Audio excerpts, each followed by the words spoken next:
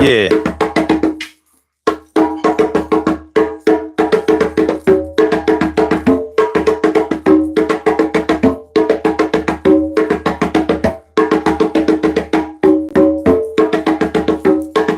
Yeah.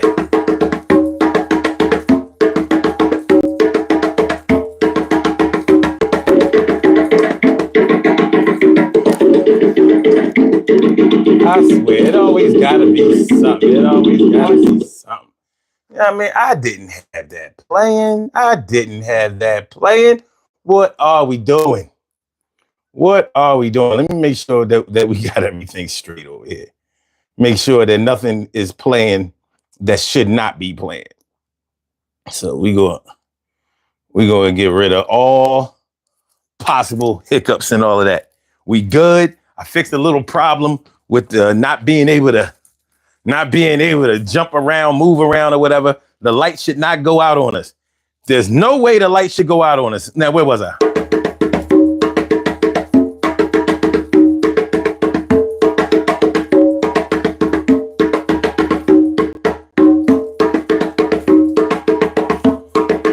Yeah.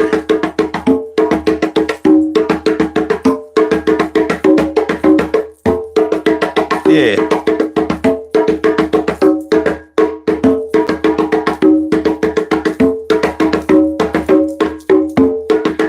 Yeah.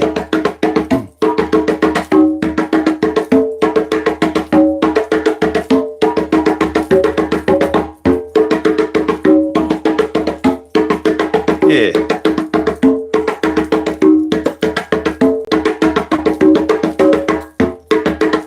Da da da da da da. Da da da da da da.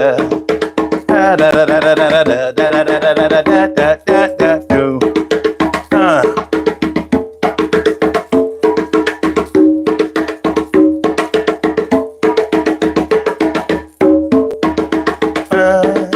Yeah. Yeah.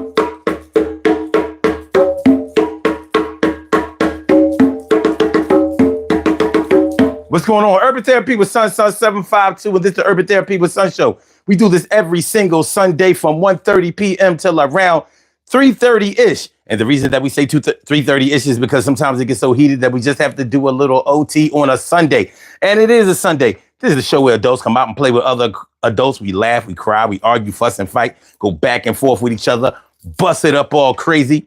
We take an introspective look into our own personality to see the way that the universe projects us into this thing called the world and try to figure out this thing called life. I am your host, Sun 752, aka Omar with the and if you can't say Omar with the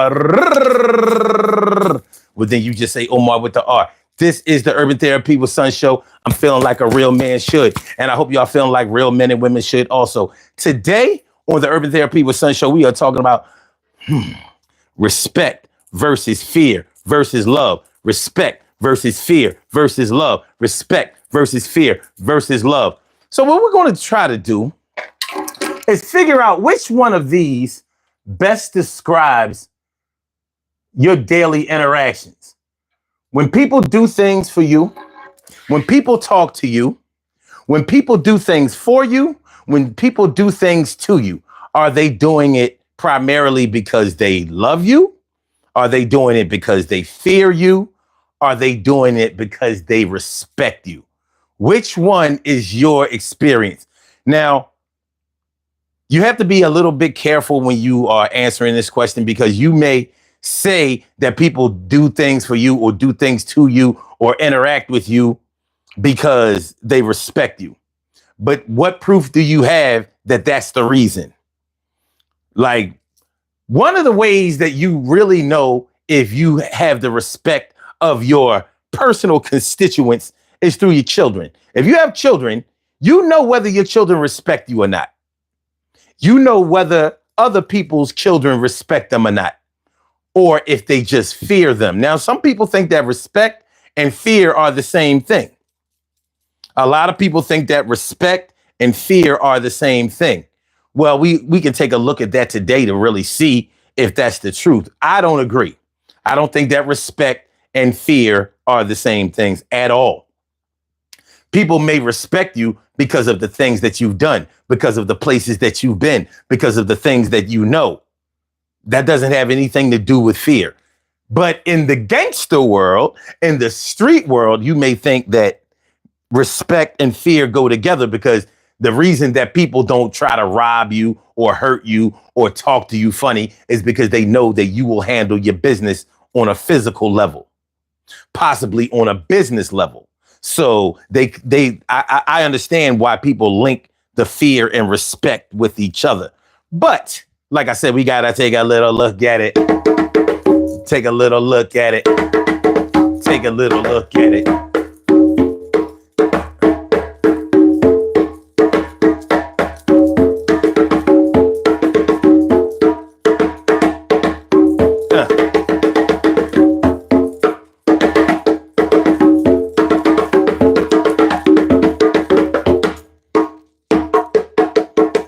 So that's what we're talking about today on the Urban Therapy with Sun Show. How y'all feeling? Let me see who is present right now. Stacy White holding it down for the D all day, every day. And K-Cell, what's good? Glad to see y'all here. Make sure y'all hit the like button, man. Make sure you hit the like button when you're strolling on up in here. You know, I can't make you do it. Do it because you love me. Do it because you respect me. Do it because you fear me. There's nothing to fear. There's nothing to fear. But nonetheless, it helps out the channel, and the channel needs help. So channel needs help. Oh, channel needs what? You know, it just made me think about something. If respect and fear is the same, then why do some people respect people because they humble themselves? Why do people respect people because they'll ask for help? Why do people sometimes respect people because they will do things on their own without any help? We gonna see about it. Let's talk about it. And y'all already know the number because it's pinned right there. We gonna have us a good time today, and no fear. I'm glad that you're here with me. And we gonna rock out. Y'all know that's the Urban Therapy with Sun Show, and we get clock out. It's time for us to go to work for the next 2 hours. And best believe we gonna have this talk, and we gonna show our powers. Not power like Austin, this like Boston, but no championships. Just make sure that we interact with each other and talk shit. But we still have a lot of fun. It's 752, not 751. The gun had to get put away because that's not what we're doing today. And how we play. Yo, I say that I'm glad I'm here. And I'm glad that you're here too. No fear. Not spare the ride. Yo, spoil the child. Gonna get crazy, rugged and wild. I make sure I start busting. I sometimes get passionate, start cussing. But I ain't trying to really cuss you out, because that's not what a man is really all about as far as I'm concerned. With the way the man earns his pay is doing the things that he will say. You gotta back up your words, yo. You gotta back up your words. That's what it's all about now. I'ma show you how. I may not be the best at what I do, but I make sure consistently call come through. I come through, and you know how we do. So, yo, hit the like button, baby. Let's get a little crazy. All right, let's go, baby. Let's go. Get my fan popping over here. The weather's a little bit crazy in Philly right now, y'all. I don't know how it is wherever you are, but in my city, In my city, the weather is acting a little, it's getting a little ill. You know what I mean? Like, it's warm enough. It's warm enough, but it's like fluctuating. So I think that wintertime, like springtime owes winter a few dollars. And so winter is blocking access to spring to come through. That's how it seems like it is in Philadelphia. That's how it seems like it is in Philadelphia. Yeah, springtime owes wintertime a couple of dollars. They owe them some money, baby. And they ain't gonna let them live. They ain't gonna let them come through and do what they want to do until they pay up. You're gonna have to pay up before the place gets sprayed up. No violence, no violence, no letting you get away with murder, no silence. Oh, hold on. Speaking of get away with murder, I gotta handle my business on something real quick. Hold on, y'all. I'm sorry I didn't have all of these things taken care of beforehand, but it ain't the way you start, it's the way you finish, baby. It ain't the way you start, it's the way you finish. And I hope that I'm coming through loud and clear. Hope that I'm coming through loud and clear. What's good? My man Troy Diesel in the house. My man Troy Diesel. Oh, and my brother from another mother, Norris Hill. Sit back, relax, do your thing, max and chill. Good to see me some y'all, man. It really is. I feel blessed. I do. I feel blessed when my people come through. I feel blessed. And everybody right here, right now that I can see are my blessings because those are my people. Appreciate that. So we're talking about respect versus fear versus love. Respect versus fear versus love. So I want to talk a little bit about which one is the most important to you versus which one you experience the most. Like you may want love, but love may not be what you've been getting. Maybe you've been getting respect, which a lot of people value over love. You know, if they have that type of perspective. I want to show y'all something. I really do. I want to show y'all something. I want to show y'all what I was doing all yesterday. All yesterday, I was getting my studio together. Look at this. Look at this, y'all. Look at that. You see that? I put soundproof all over my stew. The stew is on some other shit. Y'all see that? Look at the studio. Got my shit together, baby. Even up top. Look at that. Got my studio together. Man, I'm so proud of myself. I don't know what to do. That shit took all day. I finished the show yesterday and I start working. Man, I've been wanting soundproof all my life. You see this shit, baby? You know what I'm saying? I don't know if I sound any different to y'all, but my neighbors will probably be glad that I reduced. You know what I mean? A little bit of auditory material there. Plus, as far as the sound was concerned, like because of the soundproof, adding soundproof is like adding a lot of extra things into a room to kill the echo. Now, I didn't have any problems with the way that the sounds was before because I kind of liked the echo sound. It kind of gave it that warehouse, that surround feel for me. But I think this will be a little bit better. And man, I'm looking for shit I ain't got no business looking at. I was looking for a 48-track mix board last night. You think I wasn't? I was looking for a 48-track. I ain't never used a mix board in my life, but I bet you I will after I get one, and I'm going to get one. Yes, I am. You think I ain't when I am? You think I won't when I will? What up, Peter Croft? He said bumbleclot. That is not the way you spell bumbleclot. Bumbleclot. That's not the way you spell that. You are definitely not Jamaican. And you know how a lot of times when Jamaicans come to the United States, they claim how better the how much better the educational system is in Jamaica versus, oh, damn. You have a call from Stacy.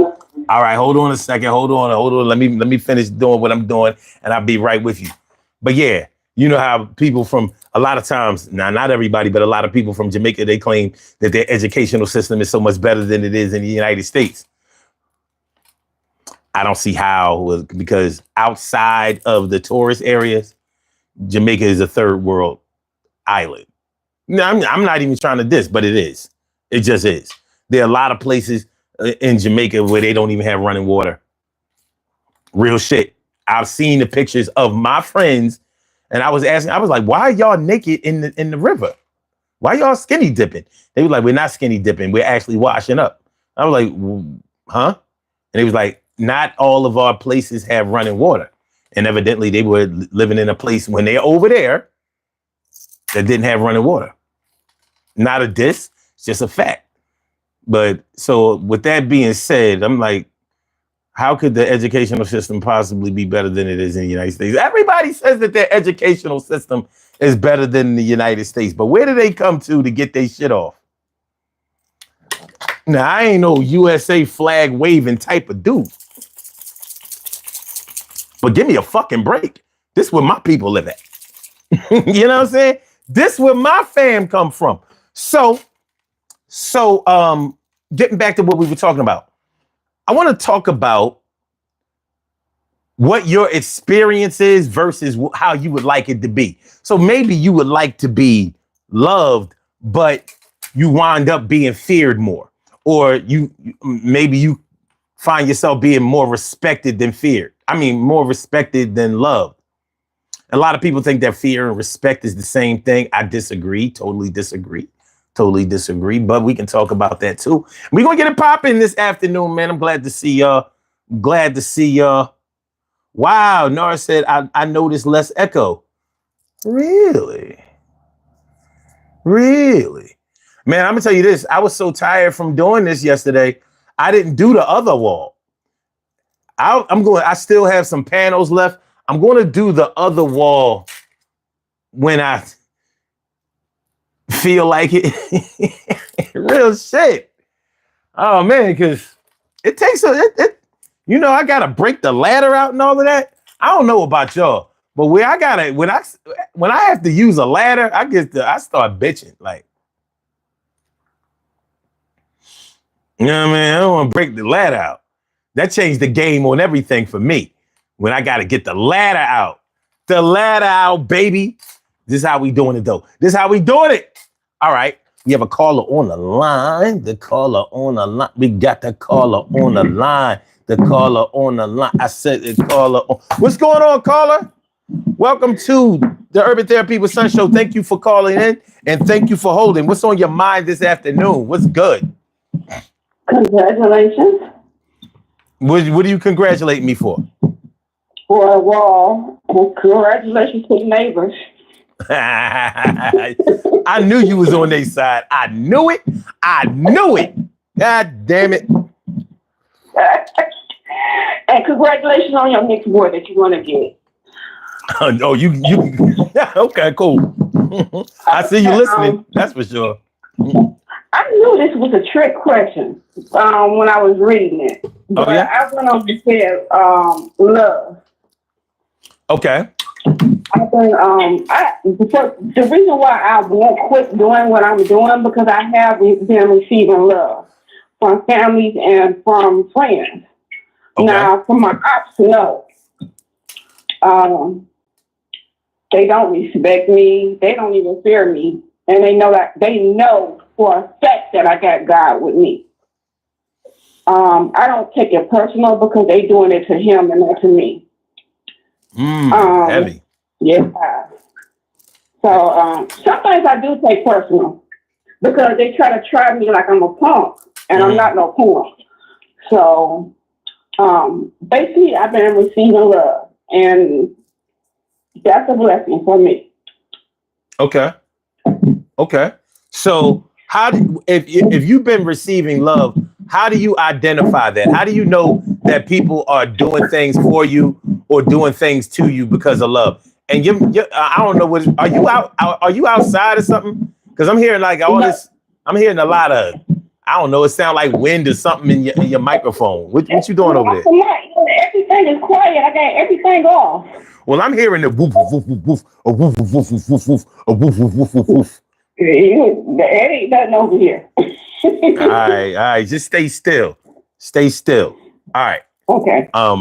Okay. So, all right. So, how do you know when people are doing things for you or doing things to you or showing you love? How can you be sure of that? What makes you say that? Sometimes, when they tell me they're gonna do something, they follow through with integrity and they do it.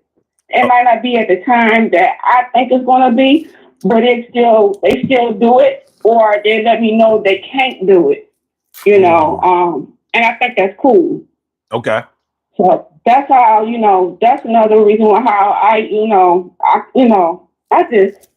like the food and the manner that God gives me. And I don't give up. I be almost getting ready to give up because life is hard with adversities.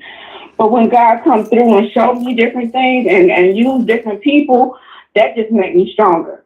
Okay. And you consider that to be love? I consider that to be love because people don't have to do nothing for you. Even family or friends, they don't have to do nothing for you.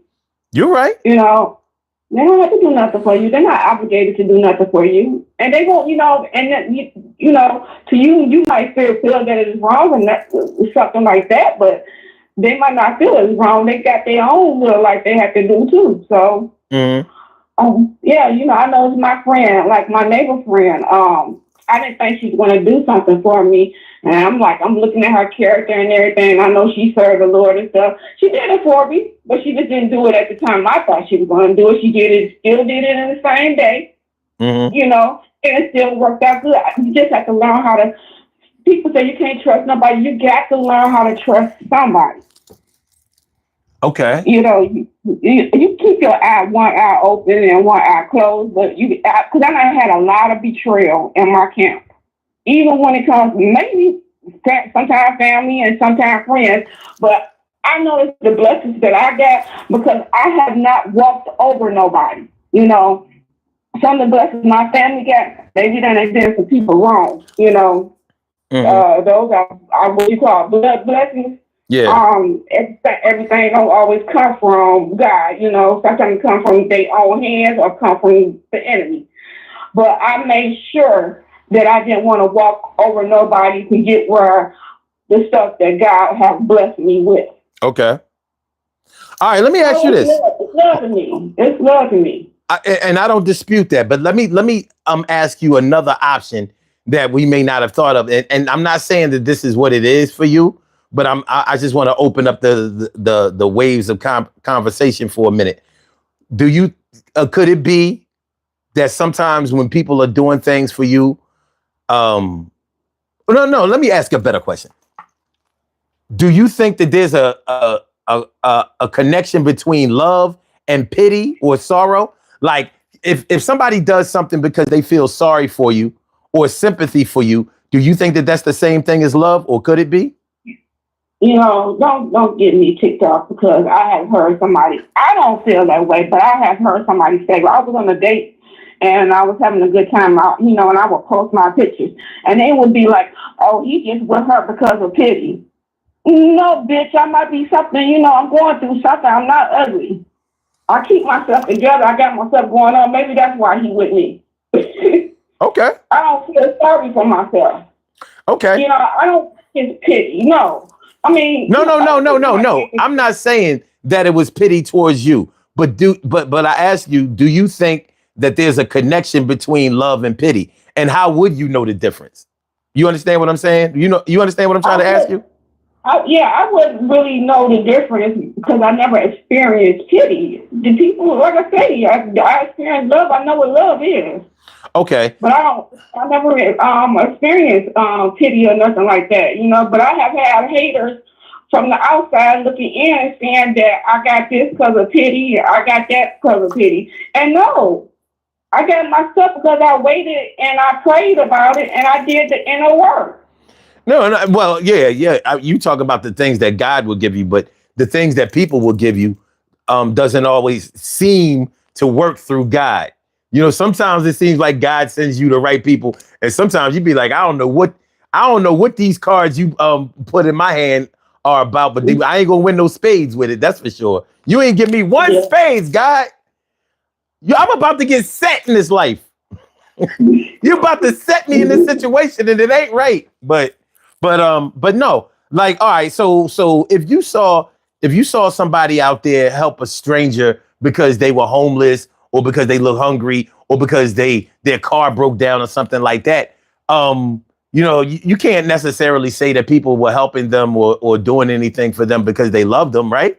You would have to say that they Yeah. felt sorry for them, or maybe even another adjective reason that I can't think of right now. But there could be another reason for it. So even Can I ask you something? I always when you say feel sorry for, can you feel sorry for somebody in a good way and in a bad way? Because I don't think feeling sorry, it's nothing wrong with that. But sometimes some of these hoes and these bitches, excuse my language, they feel sorry. They'll use that word in a negative way. I don't think there's nothing wrong with feeling sorry, if it's in a good way. okay, all right. So I think that if somebody does something for okay, I think that there are different ways to look at being sorry for somebody. Like you can feel sorry for somebody and want to help them, and you can feel sorry for somebody and just be like, well, this is a lesson you gotta learn. That's on you. You understand what I mean? And Yeah. the reason why you may feel sorry for them but not help them out was because maybe you've helped them before and they gave you they ass to kiss, or they continue on that same path of being needy because they're not handling their business. Or maybe you think that they're not a good person, so they don't really deserve for anybody to help them out of a jam or whatever, but you still feel sorry for them because you realize that they're in pain, whether that's physical pain or whether they're in emotional pain or some other kind of pain that exists for them. So yeah, there are different ways to feel sorry for a person, but I think that when you feel sorry for a person and you reach out and extend yourself to help them, I think that there may be some love mixed into that, or sometimes it might just be your love for humanity. Maybe you don't love them personally, but because of your love for humanity, maybe you help them out anyway. Okay. What you mean okay? Okay. What you mean okay? I'm listening because I done had that definition thrown at me, and I'm like, it wasn't thrown at me in the right way. Well, I mean, sometimes you have to consider the source of where the information is coming from. Even when And somebody that's is, yeah, even when some, and then that's the reason why I know it was thrown. I was considering the source, and that's the reason why I know it was thrown at me, and it wasn't thrown at me in the right way.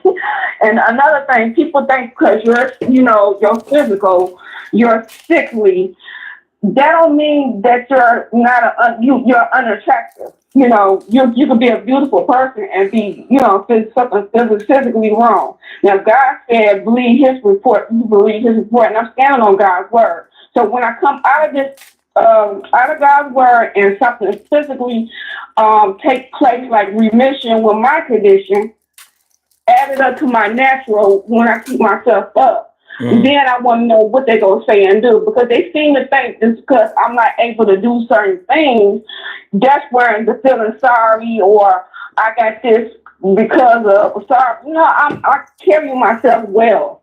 I don't even bring up my sickness most of the time to people. They don't. okay, Sometimes they don't even know I'm sick because I cover myself because I don't want scrutiny or anything or anybody. Now, some people want people to feel sorry and feel pity for them. That's why they tell all their business and tell what they're going through. I don't want that for me. okay. What do you mean by you I, cover yourself?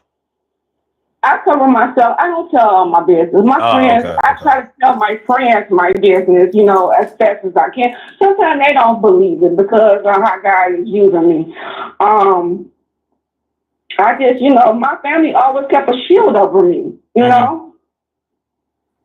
Yeah. You just kept a shield over me, and that's to protect me. Okay.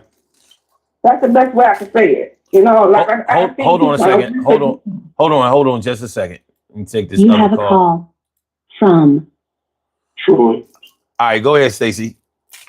Yeah, I've seen people in worse condition and want to tell all this. Ain't enough money or enough anything in the world that I would take myself through that and through that scrutiny and through that pain, because people are not nice out here. Mm-hmm. And they don't, even for a regular person, they don't want a regular person to grow or to have what you think they want for you. Mm-hmm. That's trying to make it out here. Yeah. If God tells me to tell something, I would tell it to help somebody. I won't tell it because I'm telling my business. I would tell it to help somebody or encourage somebody, because there's certain situations I would never want to be in. Yeah. And I'm doing good, and they think that yes, I'm doing good. They think there's not nothing wrong, but I don't tell everybody my business. Now, everybody don't need to know your income. Everybody don't need to know what's going on with you in that way. And people be flexing like that's not a flex. That's being stupid. You can get robbed. Mm-hmm. Mm-hmm. So that's all, Yeah, I just wanted to know the difference. Like, I did not. I know that was a trick question because I'm like, I'm going to say I've been experiencing love for the people that I need to experience that from. Okay, but let me ask you this. Let me ask you this last question. Okay, so you've been receiving a lot of love. Is that what you prefer, or would you prefer to be respected or feared sometimes? Sometimes all three, Omar. Sometimes all three. Now I ain't asked you that. Which one? Which one? Which one? Respect. Respect. Okay, I can feel that. Do you think that it's hard to love? Do you think that respect and love often go together?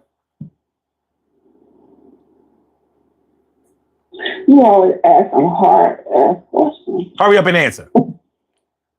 I'm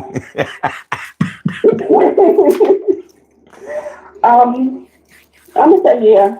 Okay. All right.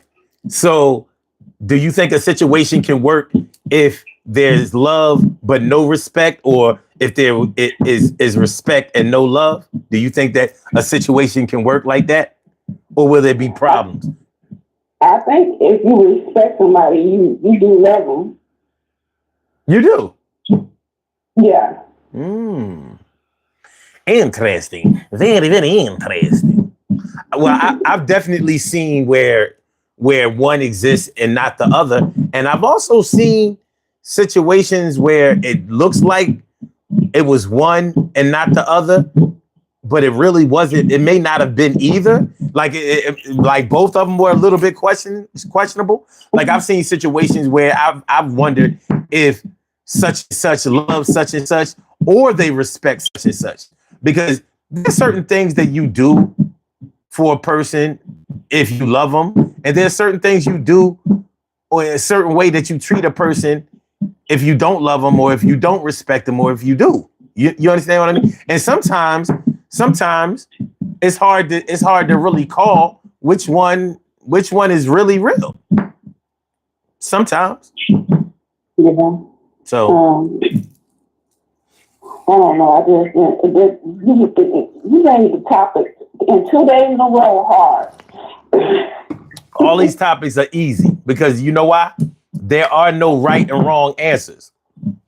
Your experience is your experience. Can't nobody tell you about what happened with you or to you.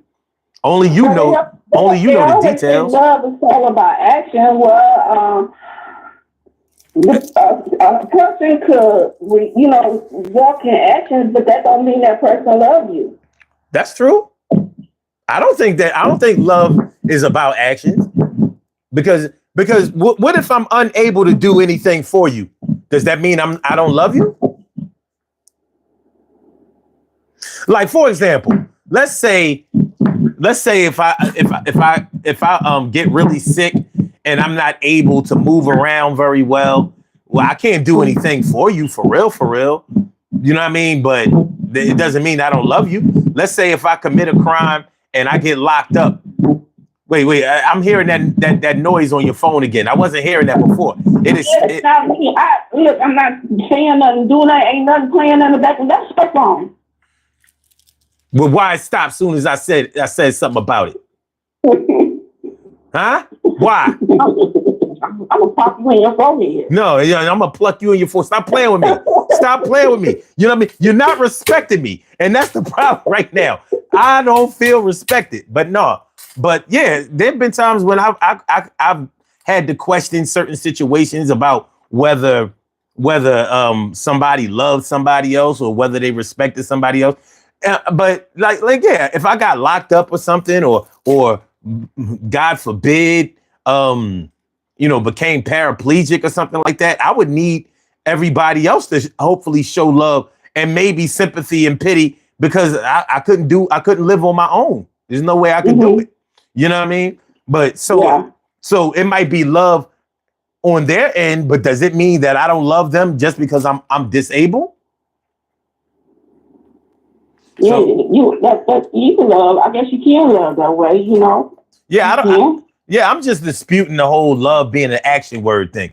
People, me too. To me, I agree with you because I done had somebody that did all those things that they said they don't really love you unless they doing it. You can't listen to them to the words that they say they love you. That don't mean nothing. They got to show you. Well, I disagree with that. I'd rather for you to say it because if you're showing me and it's not there, it doesn't mean nothing. Yeah, and I don't know. Love is one of those things.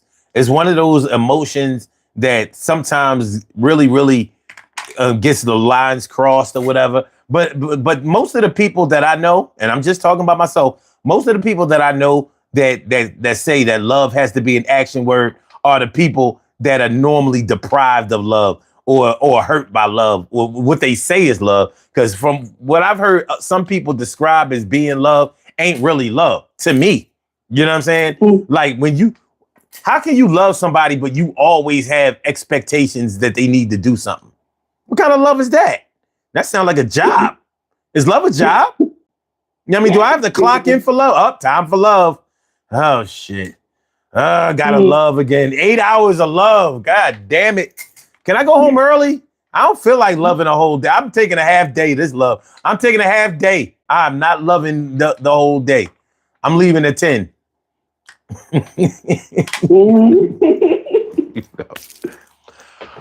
My man Troy Diesel.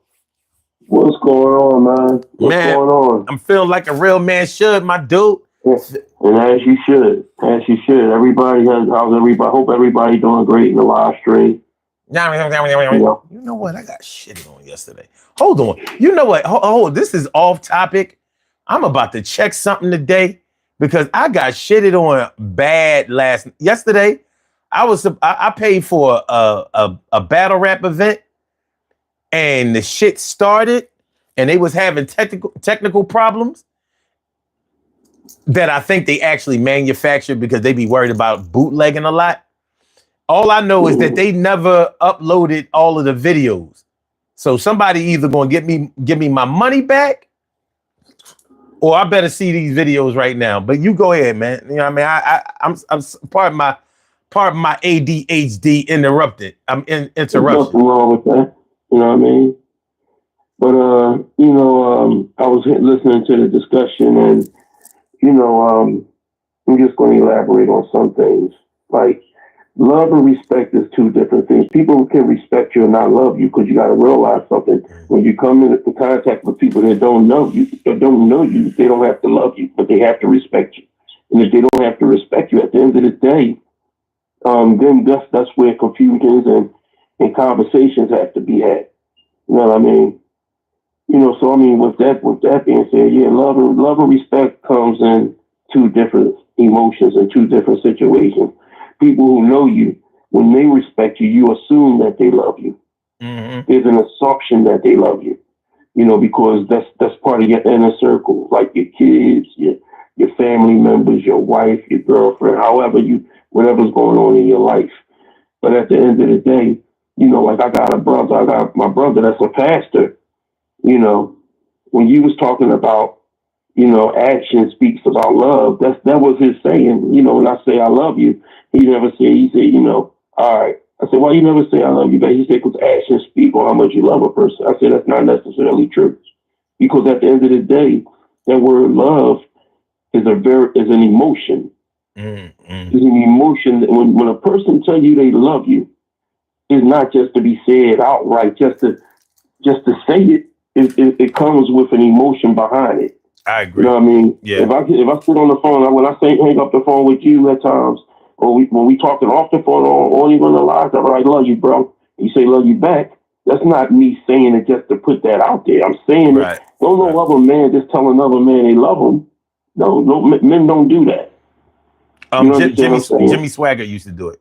But anyway, go ahead. Say that again. Jimmy Swaggart used to do it, but that's that's Jimmy. That's Jimmy Swag is that's in his claw for what he does.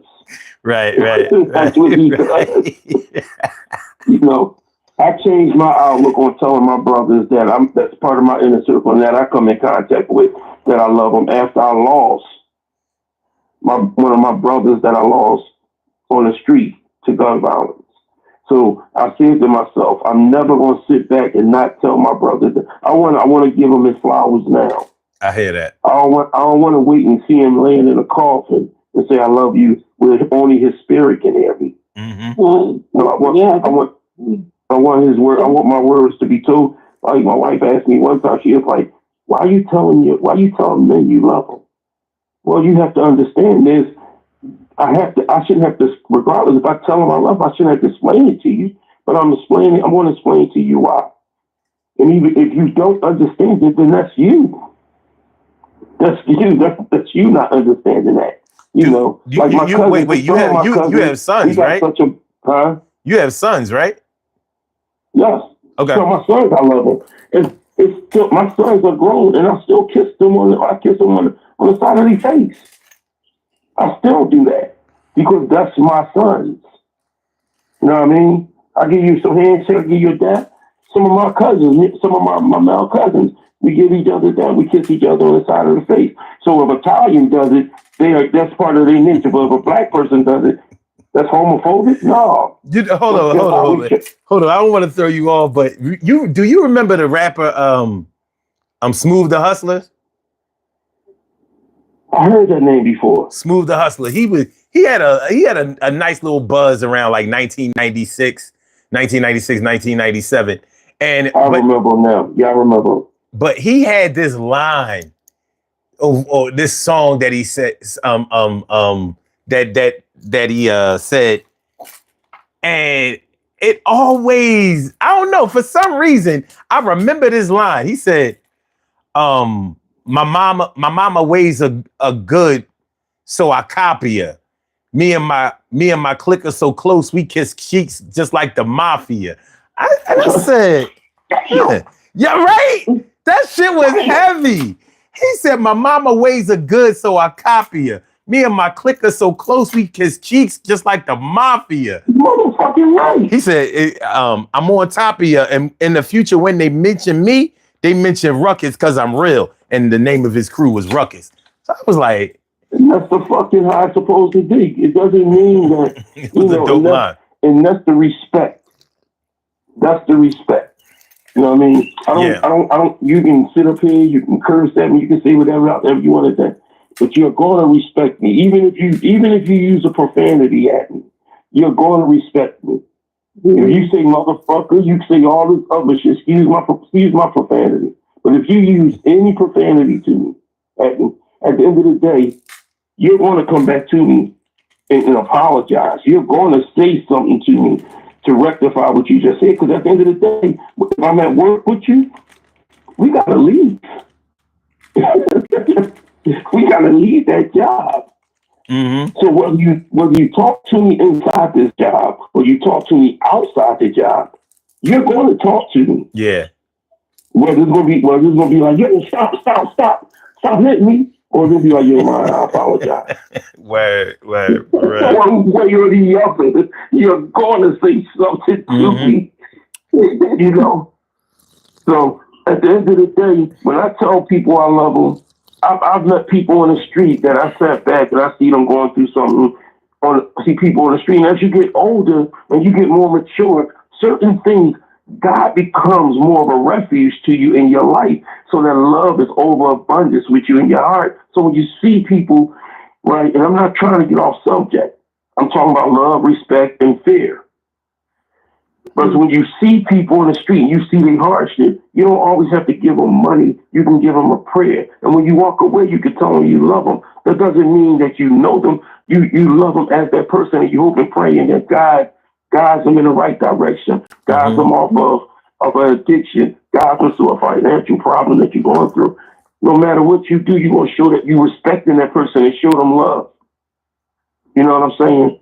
And like, I think my friends don't understand how much I love about the sacrifice that I go through. They don't know what kind of hell I be going through for them in the background or, just in the dark, just for them. I mean, I be really fighting demons that come through people that think they competing against me.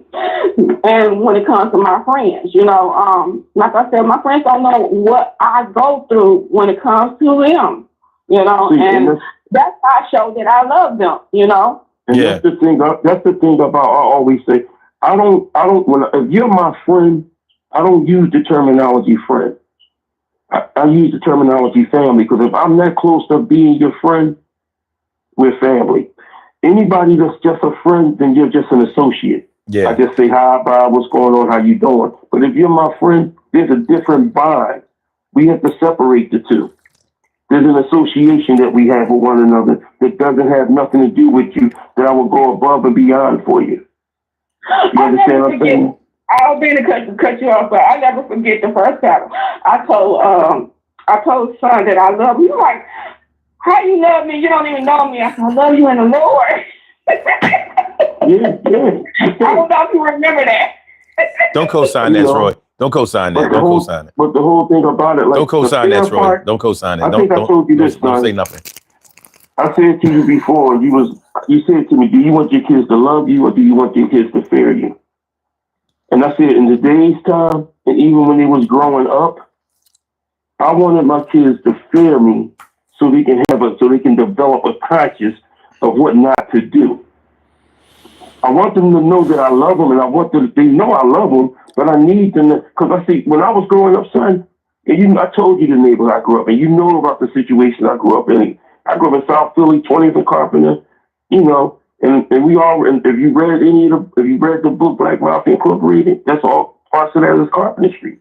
Mm-hmm. So when you sit back and you realize all this, right, what made me stay on the straight and narrow is the fear I had of my grandfathers, or the fear I had of hurting people and hurting people that brought me up and guided me in the right direction. I never wanted to let them down or see me in a different light. So anything that I went to go do something wrong, my conscience kicked in. If I do this, this is going to happen. If I do that, that is going to happen. And that created somewhat of a leadership within myself, whether I didn't do what other people did, or people seen that I didn't do it and they didn't do it. So that developed some type of leadership. So the fear that I tried to install on my kids is to develop the fear of conscience, not the fear of meaning that if you do this, there's consequences behind it. And the consequences might be me doing something to you, having to discipline you, having to take something from you, having to not let you do things that you would normally do. So the fear and love for my kids, yes, but I never want an adult to fear me. Because if you fear me, then you're scared of me. And if you're scared of me, something can happen behind that. Yeah, I'll say. That fear, if you back a rat in the corner, that rat will jump on you. Shoot, you worse than that. Back a cat into a corner. See how it go. Yeah.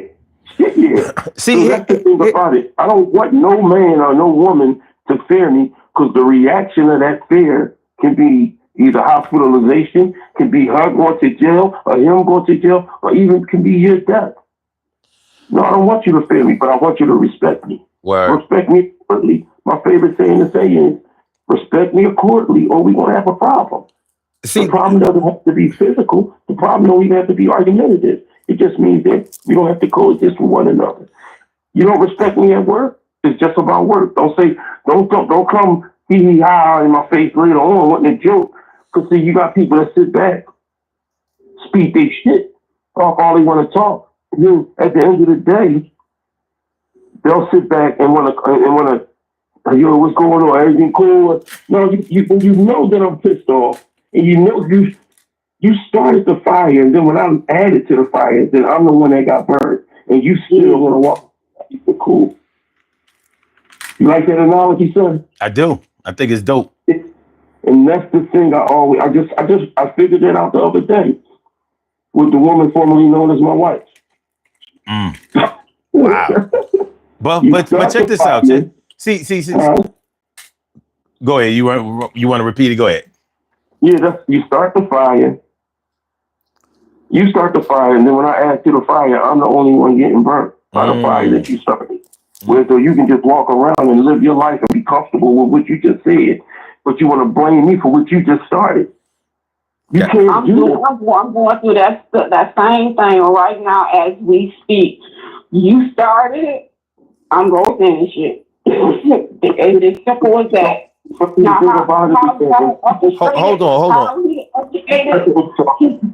Hold on, because I want to ask both of y'all something.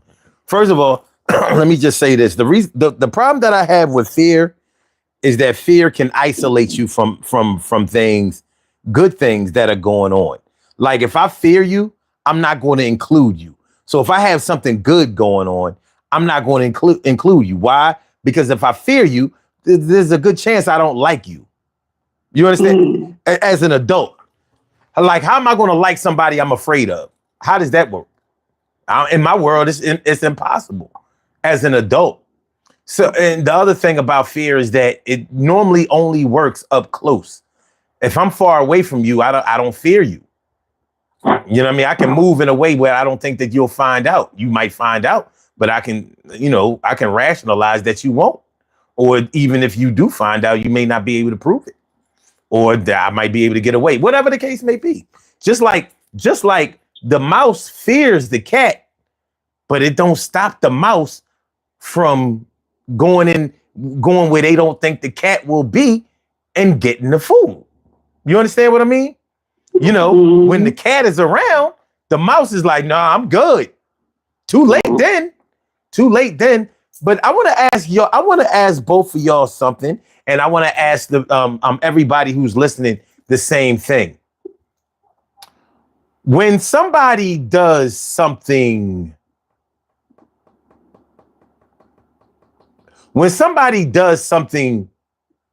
for you, which one is the strongest? The love, the fear, or the respect? For example, if I have an opportunity that I can extend to you. Now I can give it to anybody else out there in the world, but I'm going to give it to you. Am I doing it because I love you? Am I doing it because I respect you? Or am I doing it because I fear you? Which one would be the strongest? I'm going to say respect. Heavy. Yeah, I would say respect too, because you got to realize something. Like I can use an analogy, and I can use the reality of a analogy, not an analogy, but the reality.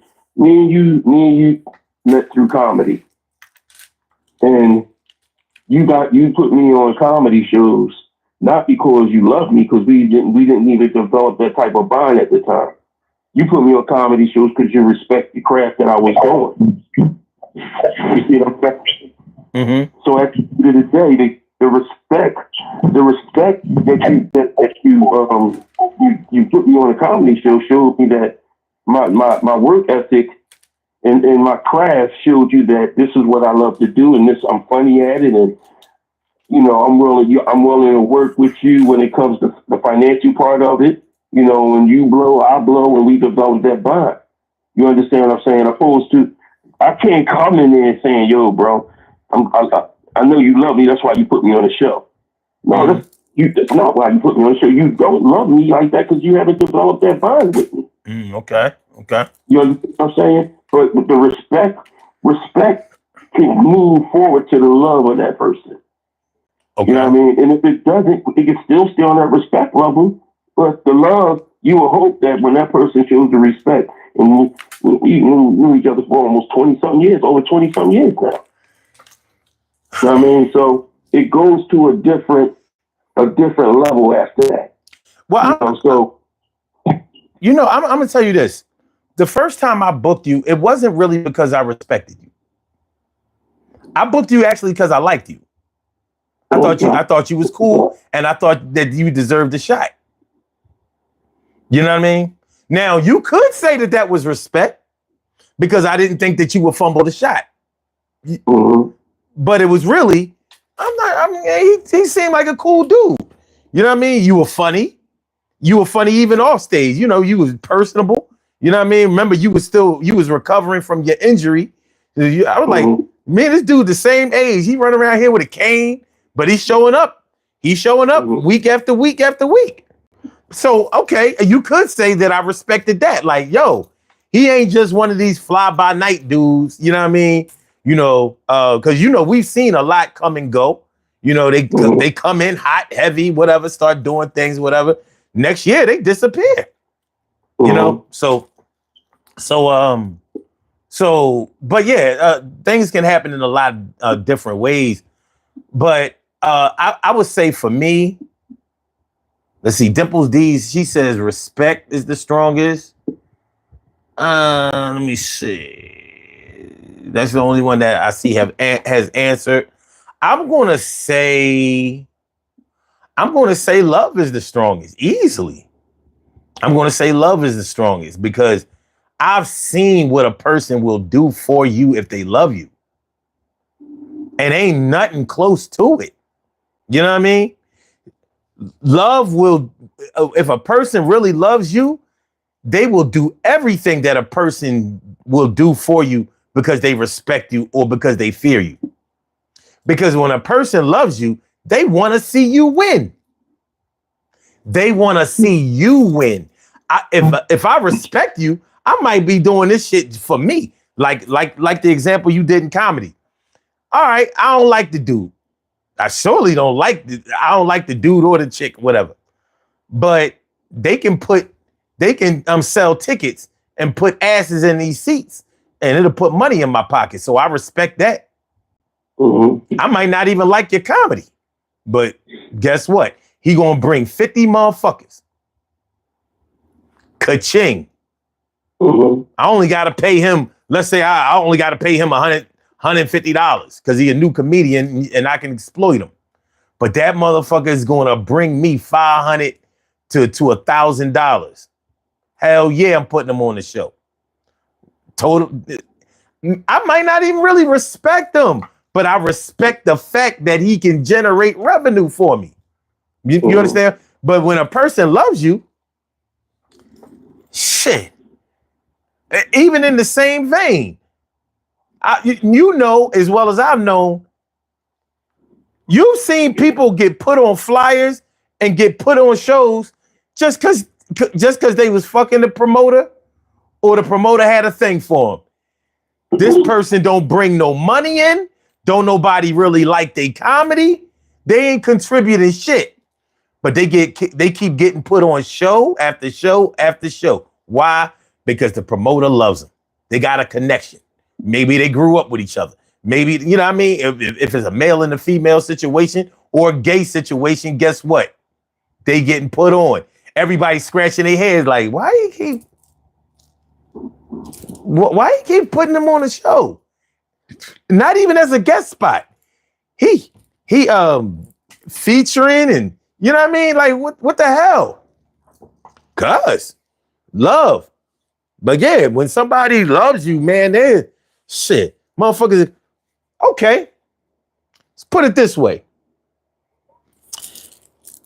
You stranded on the expressway or the highway, 35 miles out, 3 a.m. in the morning. There ain't a person that's going to come out and rescue you because they respect you. Ain't going to happen. You going to call the person you love. Because if you ring their phone 3 in the morning, you ain't even going to be able to talk them out of come and get you. You might just be letting them know, like, listen, baby, you know, I'm out here. I'm about to call AAA. You know what I mean? If she really love you, she gonna be like, AAA, my ass, I'm on my way. AAA can come and get you, but you still need a ride home. So what you're talking about the love within the inner circle. You're talking about a love with people that you know. I'm talking about the respect that I'm talking about is an all around thing. Because it's the people the people we already know that if people love you, they're going to do what they need to do for you to show you how much the love comes to respect.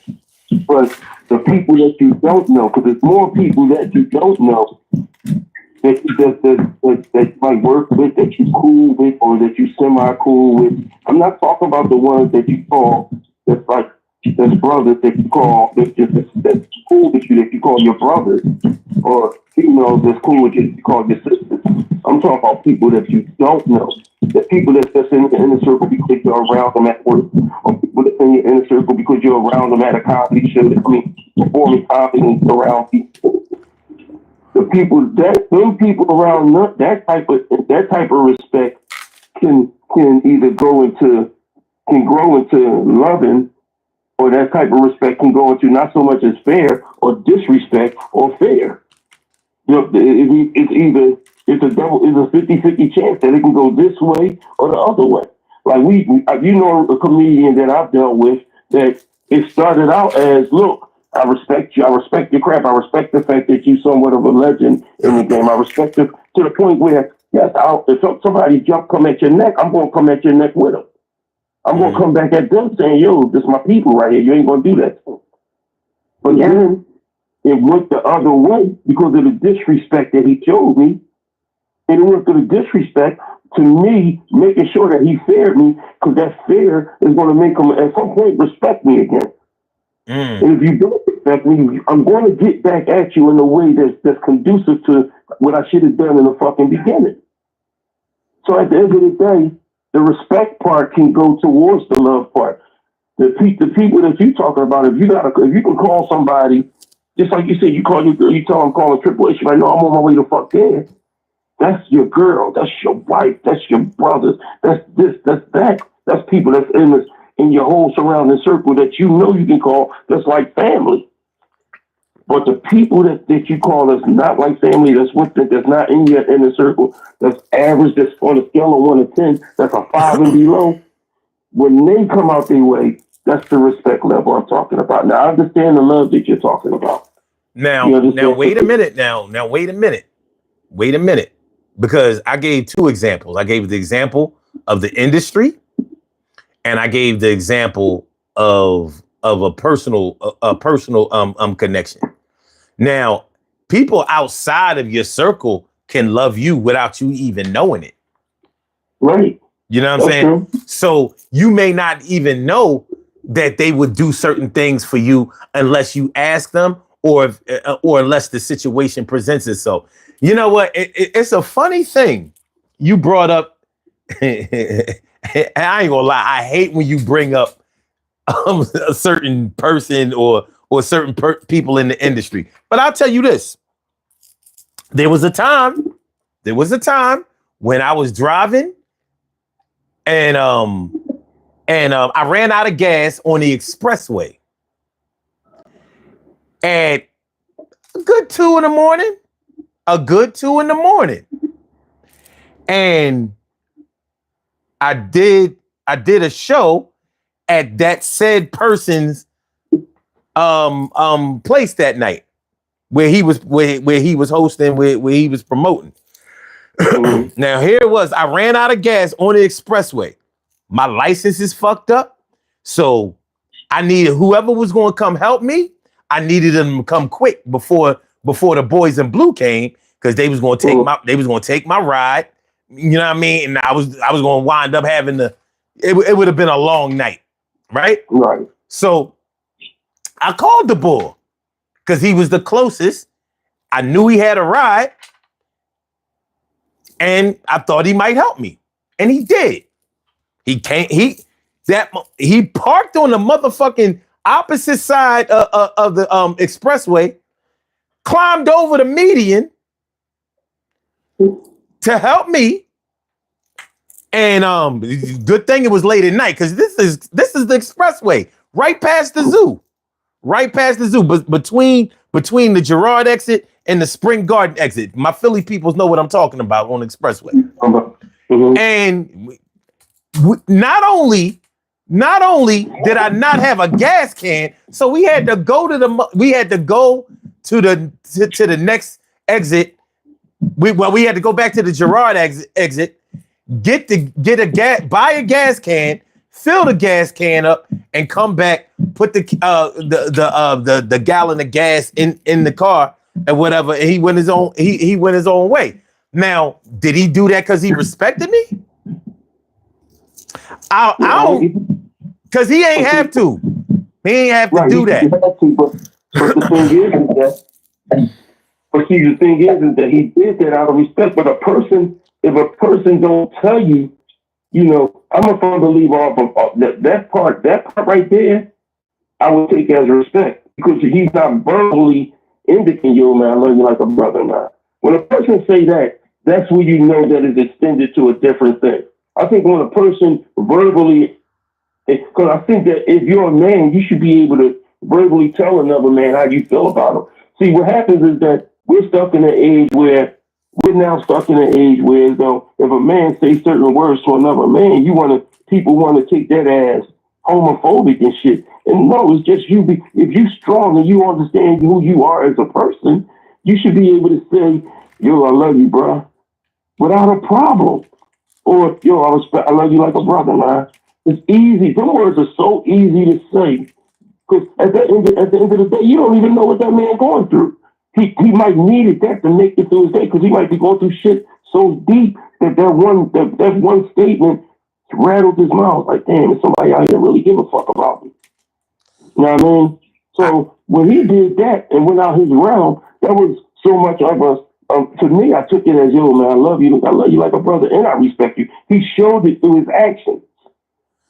Listen, I'm gonna tell you like this. That man, hold on. That man was home in his crib. The show had been over for hours. Listen, but here's the thing. I'm not gonna say that it was love, and I don't even give a fuck. But I know it wasn't just respect. Because we ain't homeboys. We ain't grow up around the way. You know what I mean? We didn't go used to go out and get bitches together or make money. That's not what it was. So I unlike you, Troy, I don't think that people always have to verbalize that they love somebody in order for the person to know it. You know what I mean? I don't always run around saying I love you all the time to everybody, but you know it, because I don't fuck with nobody that I don't like. So even if it wasn't love, even if it was just like, I'm good with that. Shit, sometimes. But what I just said behind that is that he showed you that he either like you or love you through his actions. Mm-hmm. But like I just don't accept that he did it because he respected me, because that was a personal thing. I ain't, you know what I'm saying? Like I said, I could have called anybody. I called him because I thought he would be up. You know what I'm saying? Mm-hmm. I could have called it. Like I said, we don't go way back. We didn't have years in. You know what I mean? This ain't my boy from around the way on the block at the Boys and Girls Club. This ain't my man. We ain't go to school together. You know what I'm saying? We didn't cheat off each other tests or cut class with each other, go to hooky party. It wasn't like that. So there had to be something there for this man. Like I said, he was home in his crib. That means he lives with his woman and his daughter there. So that man haven't explained, like, yeah, man, the boy's son is stuck on the expressway. Look, I gotta go help him out. Yeah, I mean, a lot of women would have been like, huh? I'm going too. You know what I mean? What the fuck you do? What? You don't know it. His woman know he don't know me like that. What are he calling you for? What are he calling you for? Shit, if I'm not mistaken, his license was fucked up too. So he was taking a hell of a shot. You know what I mean? He ain't have to do it. So I'm not going to discount somebody showing me favor or love, whatever you want to call it. I'm not going to discount that as being no respect thing. You know what I'm saying? If it was respect, it'd be like, yo, even though his girl was trying to give me some ass and this is a bad joint. You know what? On the strength of the sun, I ain't doing that. I ain't going, I'm gonna keep my mouth shut about it. But that's out of respect. That's out of respect. Respect might have more to do with what you won't do than what you will do. But then again, that could be challenged too. But yeah, I mean, he did me a hell of a solid. And he had to actually it wasn't like he just had to come pick me up. He had to come, take a chance. He sacrificed, he had to sacrifice his life and shit, take chances.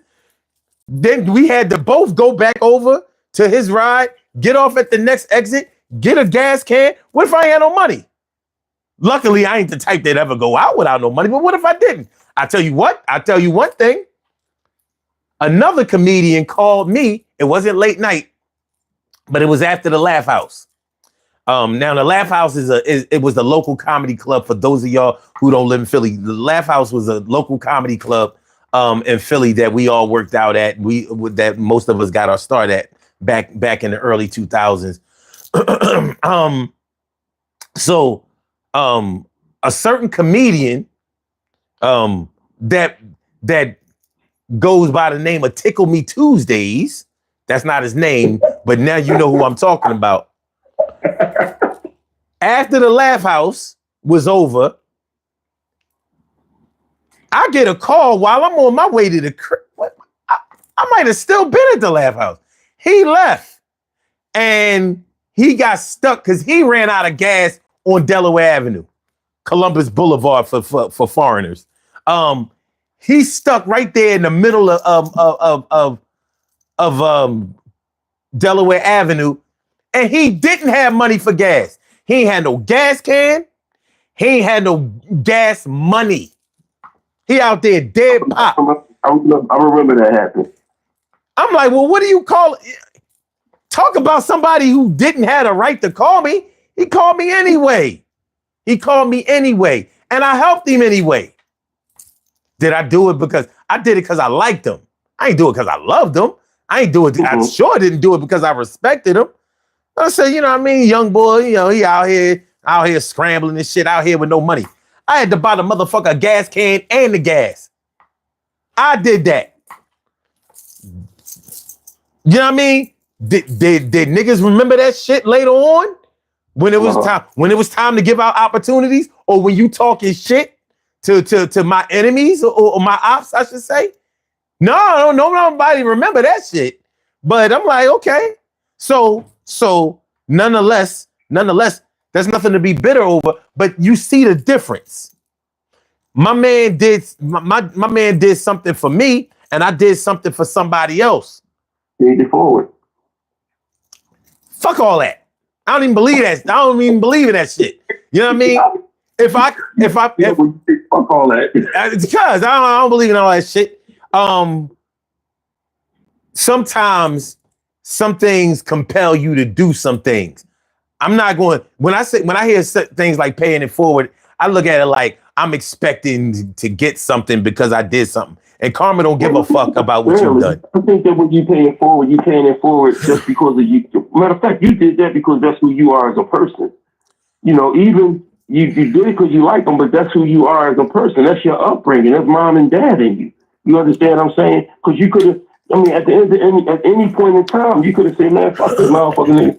He talked to my ops. He disrespect me. I know the shit he be saying behind my back. You could have really. Well, see, that's the thing. I didn't know about all of that at the time. I didn't know this was before all of that. That's what makes it so ill. But here go the crazy part about it is he was sure not. You know what? Check this out. He was sure not to tell me that he ain't had no money. Ooh. But guess what? He knew that I had money. He knew. You know, back then, I mean, I wasn't no broke cat. You know what I'm saying? So, not saying I'm broke now, but back then, you know, a lot of those cats who got on stage, they ain't had no money. Mm-hmm. He knew. He could have called his cats that are a little higher up on the food chain of comedy. He ain't called them because one of them might not have had no car. Neither one of them would have came. But I tell you what, though, one of them that he didn't call was his homeboy. They go all the way back to around the way and high school. How about that? That part. So, well, I don't know if they went to high school together, but they knew each other from around the way for sure. So, he knew I had money. So he didn't call me because he loved me. He called me because of respect. He respected the fact that I had money in my pocket. There was no way I came out broke, or there's no way I couldn't help. So he could have said, well, listen, son, I'm stuck out here. I'm right here in the middle lane. He was in the middle lane on Delaware Ave, right before you get off to go to 95 north. Mm-hmm. So I'm like, when I get there, I'm like, all right, well, you got a gas can? No. I'm like, all right, well, I'm gonna take you to the gas station. You can get some gas. Oh yeah, but I don't have no money. I was like, huh? You went, what? The fuck? What you doing out? You came out with your tank on empty and you ain't got no money? Are you a bitch? Only women would do that shit. You know what I mean? Because they could go out and get money from them. You know what I mean? Like, what are you doing? You got the $200 pair of Nikes on. I don't see. He wasn't shining that bright to me. You know what I'm saying? But the bottom line is, yeah, maybe I did it because I liked him, but he called me because he respected me. You understand what I'm saying? So I don't know. A lot of these scenarios can exist in opposition to each other or from different perspectives.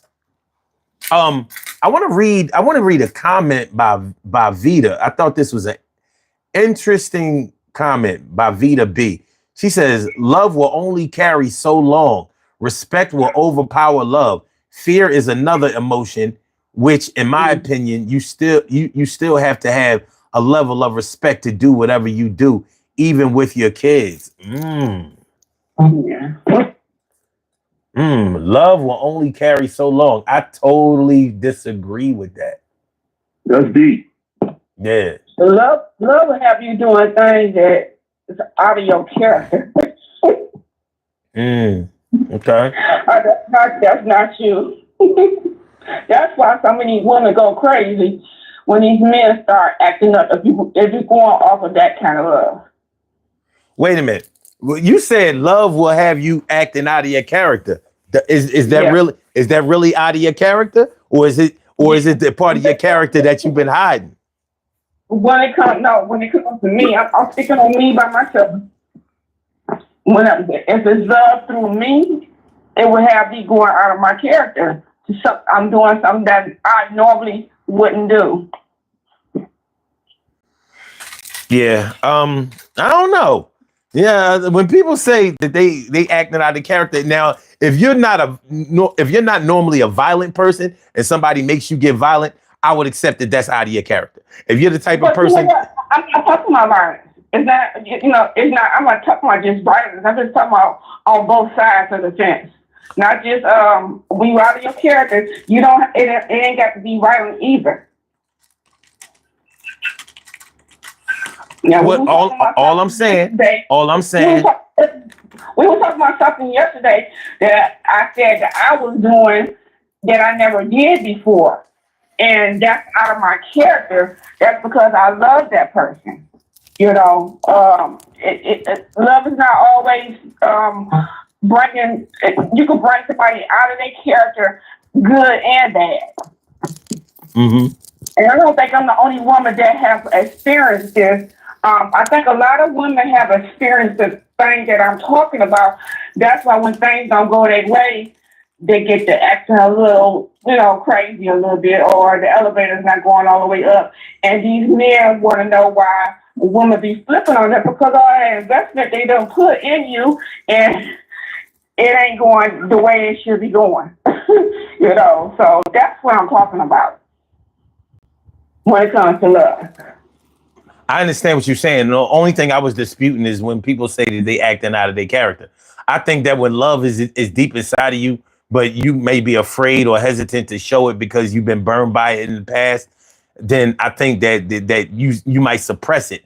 And I think that when the love is really real and it overpowers you, then you're forced to come to show your real character. Because I think that if we were all put in a place where we could be comfortable and we could be free and we could be expressive in a way that we really feel without fear of people hurting us in some type of way, or because hurt can be physical, mental, or emotional, or whatever. If we could live that way, then of course we would show love constantly, time after time after time, repetitively, consistently. But because we keep getting hurt by people, because we keep getting taken advantage of by people, because we keep having to deal with the mental and emotional aspect, the negative mental and emotional aspect of what love is supposed to get rid of, then it makes us suppress love when love should always shine through the sun, the rain, whatever. And it's to the point where when you see somebody that consistently shows love no matter what, and doesn't seem to let the negative creep into their lives, even by those who don't deserve it, that's probably why we look at them sideways, like, what the fuck? You look at this person over here putting themselves right there in the middle of harm's way. They must be crazy. And you said that once before, because I was showing love, whether it be to my female friends or my male friends. And I had to question myself, did I actually put myself in harm's way for them to respond the way they respond towards me? Mm-hmm. And I don't think I did that. That's just the type of person that I am. That's their character flaw that, they allow the enemy to use them towards me with that. Because you said that a long time ago, and I had to do a heart check, and I'm still hurting from that shit, because it's really, I want friends, I want male friends, I want female friends, but it's hard because it's like, who can you trust? Yeah. I want to go outside of my family. I don't want to just mingle with my family. Listen, I know how it be. I really do. I know how it be. Shit. I've been a loner all my life, but especially so in the past 15 years or some shit like that. And not because I couldn't, not because I had to, but sometimes that's the choice that you need to make. You know what I mean? Just because the bullshit is real, and people will consistently, give you the bullshit. And when I say bullshit, don't get me wrong, because some people, use words like bullshit or always blaming somebody else. I'm not on that. I'm not on that. So I consider myself to give a honest critique about people, and that's whether our situation worked out for us or in the way that I would have liked it to or not. I try to be honest about the role that I play in certain things. So I'm not the type of person that will shit on your name just because I didn't get my way or because, because I don't like the way things went or shit or something like that. And that's often what we have to deal with certain people. You know that you're going to get the negative report. You're going to get the negative, you're going to get all of the negative aspects of a situation when somebody don't get their way. So that's why you have to know your audience. You have to consider the source of people who will tell you about certain things. Because whenever I see a person or hear a person never admit their fault or their wrongdoing in any situation, but none of these situations ever seem to come out right, I'm like, somebody's not being 100% truthful. I'm not saying that they're lying, but they may be they leaving shit out. It's called accountability. Yeah. It's called accountability. If Accountability, is that the ability to be able to like add, subtract, multiply, and divide? You know what? I always say that I was a victim because I don't think the way the cards laid with me was handed to me right. Whether being in a church building, especially being in a church building, the Lord said we is always victoriously. I'm not victoriously, but I don't try to play the victim. Because like I said, I had to take accountability. I looked at who I was around. I can't help because they turned into snakes. And they did what they did too. The one thing about church people, and the one thing I realize about church people is the reason why they're in church is not just so much for the love of the Lord, but some of the people in church are some of the most biggest sinners and hypocritical people on earth. And they go in there. They need to be in there because they need to find their way through the stuff that they're creating in their life or that's being created that they can't deal with. And the old saying that when people say hurt people, that's deep. That's there. That's what church is for. Because some people hurt people. Now you got to try to find your way through the stopping of hurting people because you're hurt. But when you talk about love, respect, and fear, one thing son just said is, and I think I'm on that same mind frame, is that I hate when people do not accept accountability, and it makes it one-sided. Mm-hmm. When a person sit up here and tell you every negative flaw within you, but they can't accept the flaws they got within themselves, that's creating your flaws. Or how they say it today, that's creating your insecurities. Mm. When a person can sit back, I'm a firm believer of this. When a person can mouth off and degrade you and disrespect you and use curse words and use things to try to bring you down, they're telling you their truth. That's their truth. But when you tell them the truth and you tell them the reality of what's really going on, they don't like that. They don't like to have to look themselves in the mirror. So now, when you show them the respect and talking to them in a respectful way, and hopefully y'all can come to a common ground of showing love to one another, they don't want that. They don't want to look at themselves in that mirror and say, "Damn, I'm really a fucked up individual." But they want to call you a fucked up individual. Well, but the thing is, I don't even know if that's accountability. When somebody knows, you know what?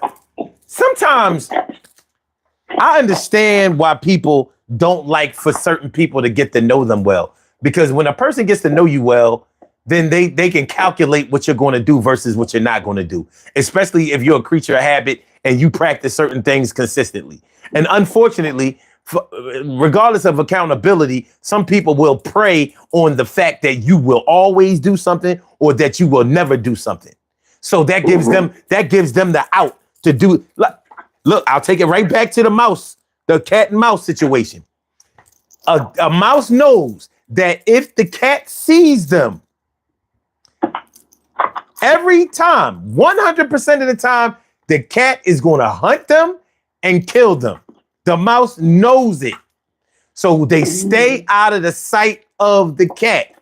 But they also know that that cat stays upstairs out of the sight of me at certain times. So I better go in that when I'm going to go eat something I ain't got no business eating, making noise that will alert the cat. I better do it at the time he goes to take his nap and ain't thinking about hunting and killing me.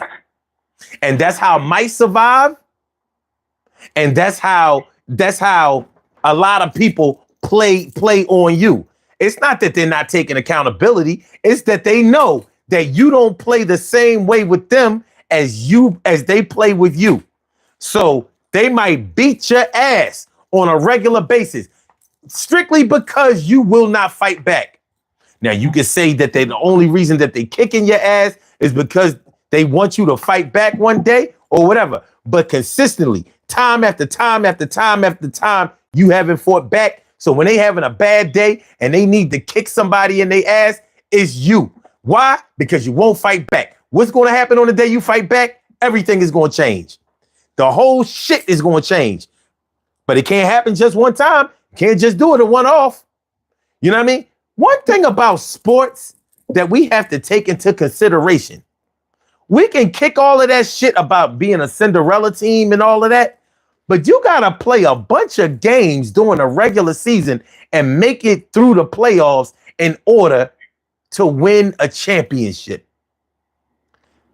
So even if you only did it once, you had to have done it a lot of times at the highest level that season in order to become a champion. And that's why everybody, no matter what, you have to respect the fact that this team or that team won the championship. Nobody else can say shit. I'm a winner this year. I'm a Philadelphia Eagle and my team won it. You can say that the Chiefs are really better than the Eagles. No, the fuck they wasn't.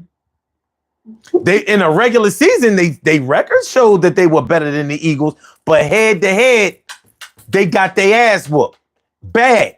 No question about it. So it's the same way. When now we on our second ring instead of our first. You know how many Cowboy fans I had to listen to talk about? Well, it took y'all 60 years or whatever, 50 years to win that first championship. And it's going to take another 50 for y'all to win another one. 7 years later, boop, boop. You know what I'm saying? So it's not a one-off. You have to do it. You have to do it the second time. Just like when an elected official, let's say president of the United States, the reason why whoever is the president fights tooth and nail for that second term is because it validates the first term. If you don't win the second term, then everybody's going to say you didn't deserve to win the first term. Everybody. And that's the problem with George H.W. Bush. He couldn't win it the second time. That's why Donald Trump didn't stop bitching about election fraud and all that old bullshit, because he needed the second term. He didn't do good in the first term. I don't give a fuck what nobody say. He not doing good in the second term either, but it validates the first term. It is what it is. I saw how hard Obama was sweating in 2012, because if he would have lost to Mitt Romney, everybody would have said, see, that's why black people don't become president. They ain't good enough. And it's a fact. That's what everybody would have been able to say. So when you stand up against your enemy, when you stand up against the bully, you better fight that motherfucker like you better fight him like to the death, on some Enter the Dragon shit with Chuck Norris and Bruce Lee.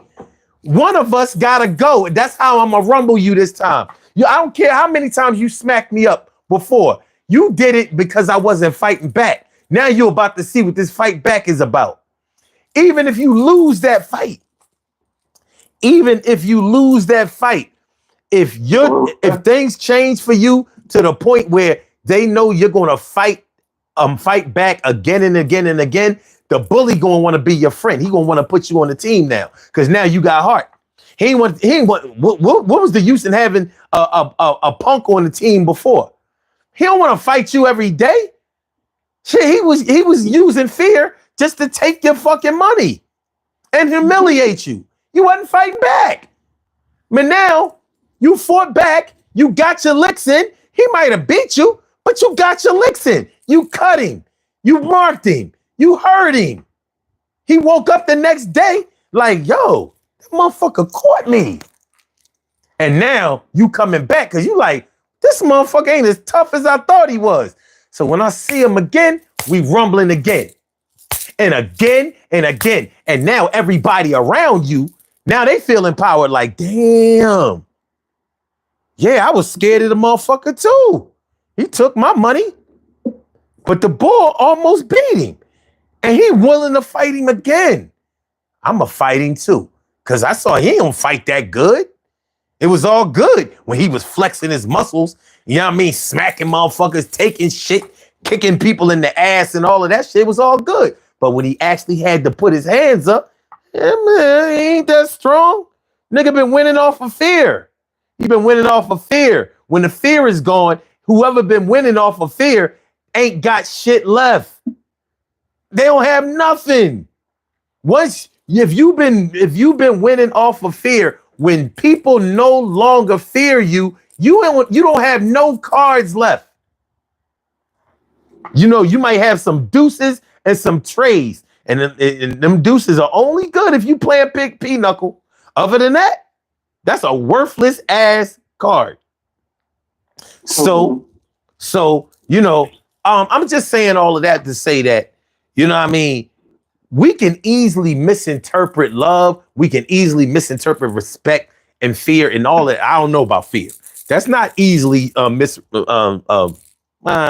yeah, I've seen people fuck that up too. Oh they scared of me. That's why they ain't do such and such. Motherfucker, they did you a favor. I heard Tupac talk about that when Nas, he came to New York and Nas had all of these cats with him and whatever. You know them Queensbridge motherfuckers, you know them grimy ass motherfuckers. They down for whatever. They don't rap. They don't rap, produce, or DJ. You know what I mean? They did just to shoot and cause lawsuits. So because he stepped to Nas and Nas didn't, you know, Nas played friendly with him or whatever. He's like, yeah, I punked him. You know what I mean? He don't want it with me. Tupac, who the fuck is you? Nigga, you stood 5'9". You look muscular because you was skinny. That's a model move. You know what I'm saying? And anybody scared of you? You was all talk. You an actor. We ain't find that shit out till later. You an actor. But Snoop was saying, Snoop looked at Tupac and said, yo, he did us a favor. That motherfucker, we was dead. Ain't nobody here but me and you. You think you scared them? All Nas would have had to do would be like, yo, man, handle this motherfucker. And Tupac wouldn't have died by gunshot. He would have died by, you know what I mean? Bad hands. But anyway. That's the way in a song made you look. That's the way you get Timberland up. Hey, listen. Would you rather be Timberland? I agree with that. I agree with that. No.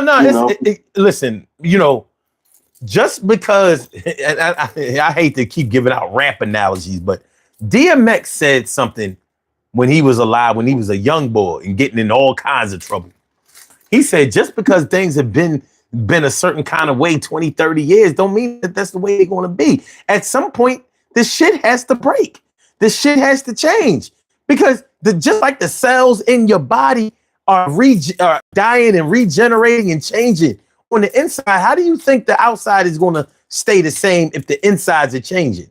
So just like I can change from loving you to death to not loving you as much, or I can change from being deathly afraid of you to being like, fuck it, let's get it on. I scared you. Them niggas bleed like us. But anyway, you know, at some point, just like Judge Lynn Toller always used to say when she was on divorce court, if you want something different, you got to do something different. You can't expect nobody else to change for you. You got to change you, and you got to change your situation. So thinking that somebody is going to have an epiphany and just start treating you well one day, or that they going to show love one day, well, because of what? Because they found Jesus? I know people who found Jesus and is still fucked up. You know what I mean? They love Jesus and don't love nobody else. My mom said to me one time, and it still resonates with me. She said, no matter where you go and where you move to, you always got to take you with you. So you need to deal with you before you deal with anything. Facts. No matter where you go, you can sit up. If I'm dealing with this shit here, I'm moving out the state. You still got to take you with you. Yeah. You know, so I mean, it's relatable and it's understandable. Yeah, listen, you gotta. Nobody can fix your situation the way that you can fix it, because how is anybody else going to fix it to your specifications better than you? And it's a personal thing. You know what I mean? You want your house built a certain kind of way. Well, you can design it and have somebody else go ahead and build it just the same way that you want it. It's going to cost you though. But when it comes to building the inside of yourself, when it comes to your emotional state, when it comes to your love, your fear, your respect, your ups and downs, your woes, your triumphs, your perspective, your third eye, the way that you look at the whole. When it comes to changing your universe is set up the way that you set it up, and it's only going to expand or stay or stay the same as you go. You know what I mean? One thing I got from those 5% niggas that I used to fuck with, they always talked about expanding your universe. Your third eye is your universe. So anything that you learn and anything that you know is your universe. That's it. So when you die, when you go, only thing you take into the afterlife is what you learned here on this earth. So if you didn't read nothing, if you didn't go nowhere, if you didn't meet nobody, if you didn't do nothing different, then your universe stayed the same. It might or might not have even had the 9 planets in our solar system, let alone the Milky Way galaxy and the rest of the suns and moons and stars. You expand your universe by learning, by experiencing, you know, and when you do that, you change. Why you think that you don't fuck with the same people now that you fucked with 40 years ago and they still on this earth? You can't get back there. You done moved on. They done moved on. Even if they stayed the same, they moved on. One thing about people who get drunk and high all the time that baffles me, that they don't understand. They are struggling to stay out of their sobriety and their reality state. They are struggling to cover up their reality or their sobriety because their sobriety is unfulfilling for them. And that's a fucked up concept. Think about it. I feel better when I'm high because when I'm sober, nothing is going my way. How are things going your way when you have escaped the way that it really is? How? Now, I understand that it started out when you were just partying and feeling good and doing whatever. But once you get into your addiction, that shit is fucking nightmarish. Now your reality is I can't function unless I'm high. I got to spend all my money. I got to alienate myself from my friends. I can't keep a job. Even at my job, I got to avoid my supervisor, avoid my manager, avoid the owner Because I'm fucked up and I can't even be on the job in my right state of mind. God forbid I gotta crunch numbers, write papers, go to fucking meetings and shit. Shit, you on a goddamn Teams meeting or a Zoom call, and you trying to keep trying to keep from turning your camera on. It ain't because you working at home and you in your drawers. It's because they're gonna see that you fucked up and you high. You can't even pay attention. You got your mic off and your camera off. Come on, man. You know what I mean? But it's a way. And I'm sorry, I'm all passionate, sound all crazy. But listen, it's the truth. It's the truth. So once you practice escaping your reality, you're never going to get back to reality. Reality is a good thing, but you got to create it. You have to create it. You can't keep avoiding that shit. Just like you got kids. Talking about you raised them, but you avoid them all the time. You don't want to take them nowhere. You don't want to do no homework. You don't want to attend no functions. You don't want to, teach them shit and, you don't want to give them an enriching experience and shit. Why? Because you too busy doing whatever it is that you do. You might be fucking another chick, taking care of her kids. Half-ass. You half-ass on both sides with your biological kids and your non-biological kids. And you got the nerve to have another kid on the way.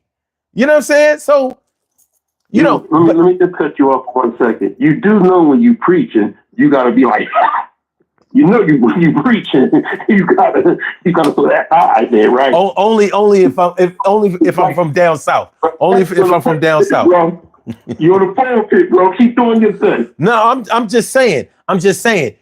You can't say. I'm just saying you're doing a great thing in what you're saying. What you're saying is terrific. What you're saying is a blessing, and I appreciate it. And everybody, as you can look on the chat, everybody appreciate what you're saying. That's cool, but like I said, you can't. I just wanted to let you know that. All right, good looking. You can't say that you raise your kids, but you ain't raising your kids. But motherfuckers try it all the time. You know what I mean? Photo op pops. The photo op pops. Here they come, Easter. Showing up in the photo. Got my kids. Let me post these pictures of my kids. Birthdays. Here I am. Here's the kids. Christmas. Yeah, here I am. Here's the kids. Hey. You know what I mean? You know what I mean? The other fucking, outside of those six important holidays and shit, you ain't got no time. You ain't got no tick. You ain't got nothing. But you want to be respected and seen as the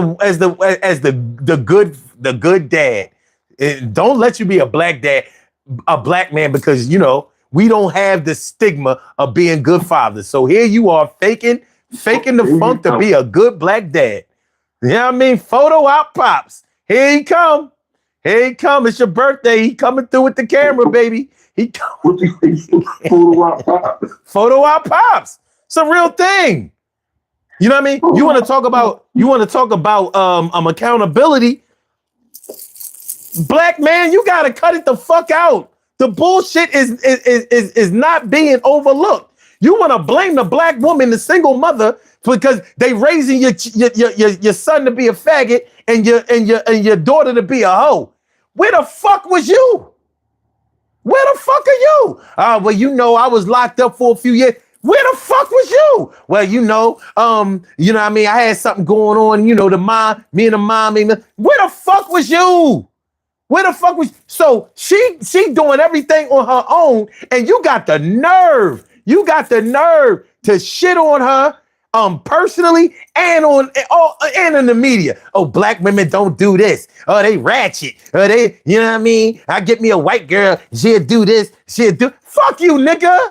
Fuck out of here. You know what I mean? You don't see, hold on. You'll co-sign the white man and the white woman dissing your woman because you dissing her too. But as soon as they want to call you a lazy, shiftless, good for nothing, unqualified dickhead, now you want to be like, oh, it's racism. And you know what I mean? And blame just because you can't get no white pussy or they getting in the way of it. Fuck out of here. Y'all need to cut it the fuck out. Y'all motherfuckers either ain't around, are inactive, unavailable, or y'all fucking locked up, praising each other for being locked up. Oh yeah, man, that's my homie. We was down together. You know what I'm saying? You know, like I see motherfuckers online talking that shit. Man, shut the fuck up, glorifying that dumbass shit. You know what I'm saying? Even in politics, y'all give them motherfuckers the green light to be like, yeah, you know, elect me. I'm down for prison reform. Fuck prison reform. I don't need that shit. Fuck out of here. Some goddamn prison reform. Give me fucking education reform. How about, can we get that? How about housing? How about equal? No. A decent chance to start my own business, have my own shit, raise my own family, grow my own food, do something productive. How about that? Talk about some motherfucking prison reform. What the fuck I care about motherfuckers locked the fuck up? They already took the unnecessary chances based on what they didn't know and went ahead and sacrificed their freedom. Meanwhile, it's way more people on the streets that we trying to avoid going to jail. But you want to fix up the jail? Get the fuck out of here. That'd be like fixing the sewer system. Hold up. That'd be like me fixing up a suey hole. And if y'all know what a suey hole is, you ain't from Philly. That'd be like me fixing up a suey hole and not fixing up my bathroom. Fuck out of here.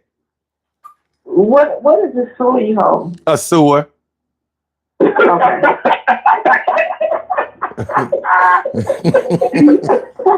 It's a sewer. But in Philly, it's a suey hole. God damn. It's a suey hole. God damn. If I don't know, I'm gonna ask a question. It's a sewer. It's a sewer. It's a sewer to y'all. It's a suey hole to us. You know what I mean? And that's something. When you just brought that up, it took me out because I was just saying something like that to one of my boys the other day. I was like, I don't understand, like, because I went online and he was having this party in New York for this guy that just came home, and he was having this big party with Nas and them was at, and everybody was partying and this, that, and the other. And I'm like, how y'all celebrating one of the biggest drug dealers, killers from Queens? Y'all celebrating him coming home. Mm-hmm. We're celebrating and have big parties for people that they committed crimes and came home from prison before we celebrate and have big parties for kids that graduated from college and high school. We'll celebrate that. You know what's up with it? They're a product of their environment. They're a product of what they don't know. You want crime? All you got to do is have lack of education and lack of opportunities. That's all you need. That's all you need. Poverty and lack of education. Yeah. And like I was just online, right? It's this guy. I don't know if you've seen him. He has his own YouTube page, podcast, whatever. His name is Angry Man, the Angry Man. And every time I see him, you know, he's saying something. He's coming on. He showed videos of women saying things, and then he'll elaborate. He showed a video, and then he elaborate on what the woman said. So today, this woman said... Excuse me, go ahead and listen to you on TV. All right. I'm just going to hang up for it. Okay. All right. Talk to y'all later. Thank you. Bye-bye. Thanks for calling in. And then what happened was, today I wake up and I go on YouTube and I'm hearing him. He said, you know, the girl said, from my knowledge, oxtail comes from the tail of an ox. And I'm like, girl. I'm like, okay. But then his reaction was, that's exactly why I'm glad Trump got rid of the educational system, because of this and because of that and this, that, and the other, because he's a Trump bootlicker. And my thing is this: the educational system is not the problem. It's the parents and the individual that's the problem. Because anytime somebody would get online and say that shit, they didn't do their homework or didn't have knowledge of what they're talking about. You know what I'm saying? Yeah, that's I do know what you're saying. That's like somebody saying a pencil came from a pencil. You know, don't sit back and knock a person for what they said and then degrade them. Teach them. The educational system is not the problem. It's the parents that's willing to put the work in with their kids instead of partying with their kids and smoking weed with their kids. The education is not the problem. It's the fact that these kids, they have to be willing to learn. So you got kids that got more guns and they know how to count more bullets. They know how to count numbers.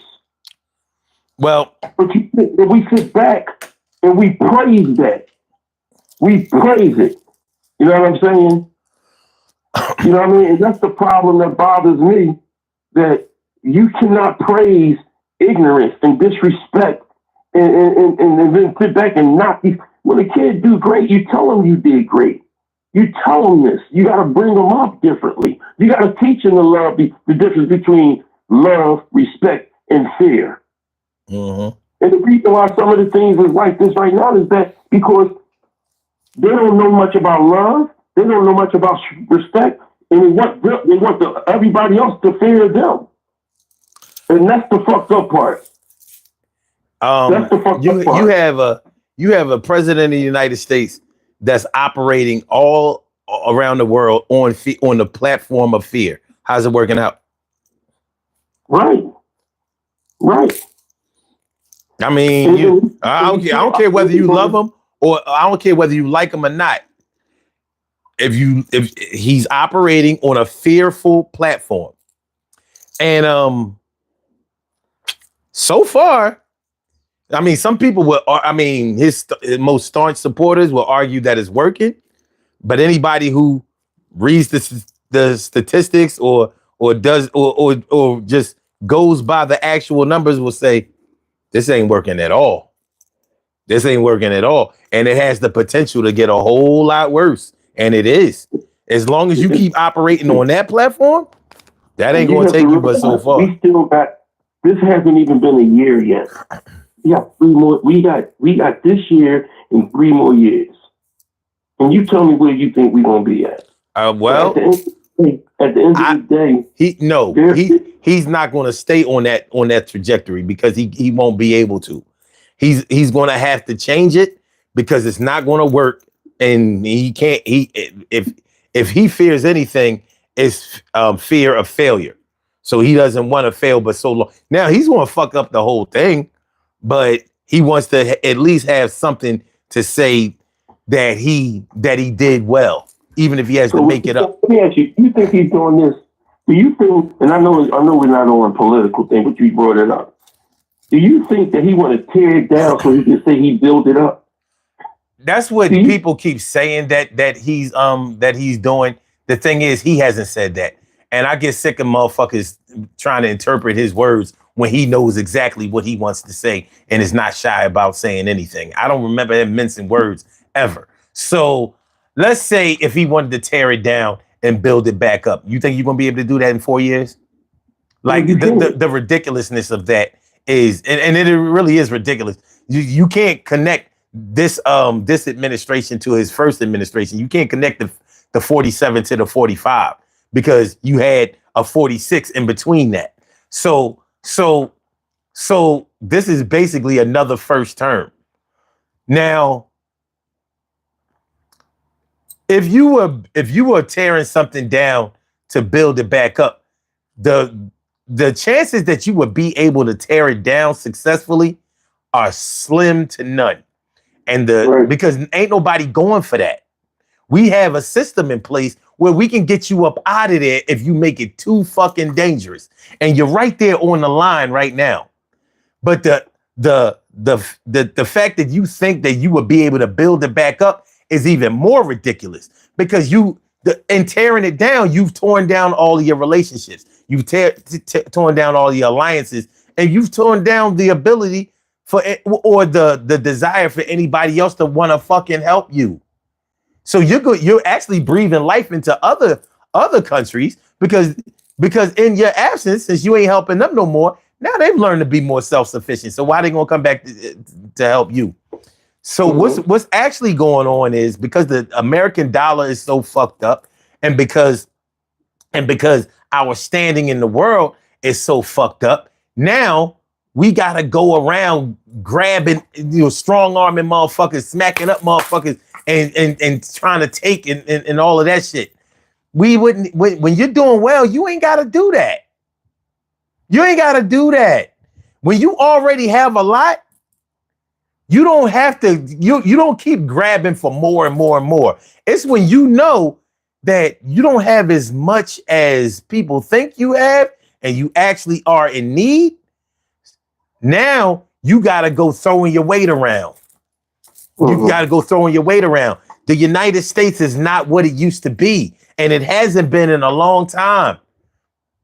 So, you know, maybe you look at it like, well, yeah, we don't have no manufacturing. We ain't got it. And it can't come back because American labor is too expensive. So whatever manufacturing we lost is staying away because we can't pay them here. So, I mean, motherfuckers talking about something. We want to make iPhones here. It's fucking ridiculous. Regardless of that commercial with all of the overweight Americans trying to make an iPhone, it can't be made here. You know, who is going to work? Who is going to work for sweatshop salary in the United States? Should we running around here talking about that $15 should be the minimum wage? If you make an iPhone here, it's gonna be $3,000, $3,500. Man, I've heard these Gen Z cats say that any salary less than $45 an hour is not acceptable. I'm like, $45 an hour? And they serious. Because they don't know. They haven't been there. They haven't been there. Now, do their parents make $45 an hour? I don't know. But you ain't gonna tell me that each one of their parents that's talking this crazy shit have made that kind of money. You know what I mean? So, you know, I just wanted to show that operating on a fearful platform ain't going to get you but so far. Of course, you can't operate on a love platform, not in no politics. Countries don't fucking need to love you, but they do need to respect you. Now, if they respect you, it's going to be because of what you've done and what you might be willing to do or have done before or will do. Once you start disrespecting other people, you've torn down your ability to be respected. And that's what I don't think a lot of people understand. That motherfucker accepting that plane, he must be out of his fucking mind. Like, how do you justify this shit? Like, what? France gave us the Statue of Liberty as a black woman with the chains at her feet, symbolizing that y'all finally let go of slavery, and we sent it back. Like, nah. You ain't gonna have us looking in the mirror every time we go to New York. Oh hell no! Give us a white Statue of Liberty painted green or whatever. You know what I mean? No chains, no nothing to symbolize that slavery was ever here. And that's the Statue of Liberty that we have. So if you wouldn't accept the Statue of Liberty, which was a gift, just to show that, listen, y'all finally free from improper labor practices. You think that it's okay for this motherfucker to accept a plane in this political environment? Whether the Qatar family has funded terrorists or not is that's regardless of the fact. Motherfucker, you have put yourself in the bed with the motherfuckers butt naked. It takes me out some because the same country that he's in, and the same one he's sitting over there kissing their ass, and it's a Muslim country, and you know how much he doesn't like Muslims. Oh no, they're about to come through now. Motherfuckers about to start coming through with the no. He never disliked Muslims. He just didn't like terrorists. You know that's coming. You know that's coming. They reset everything this motherfucker say.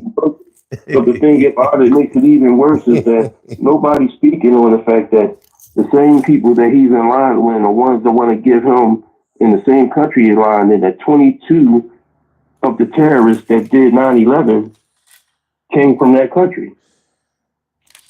Nobody wants to bring that up. Nobody wants to elaborate on that.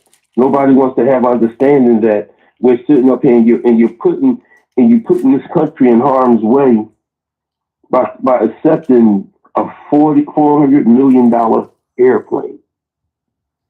You know, we're living in times where this is what I meant by we accepting certain situations. Like I just said, these kids don't know about love. Some people don't know about love. They don't know about respect. They know about fear because that's all that's being said, right? And then you turn back around. You just brought up another one.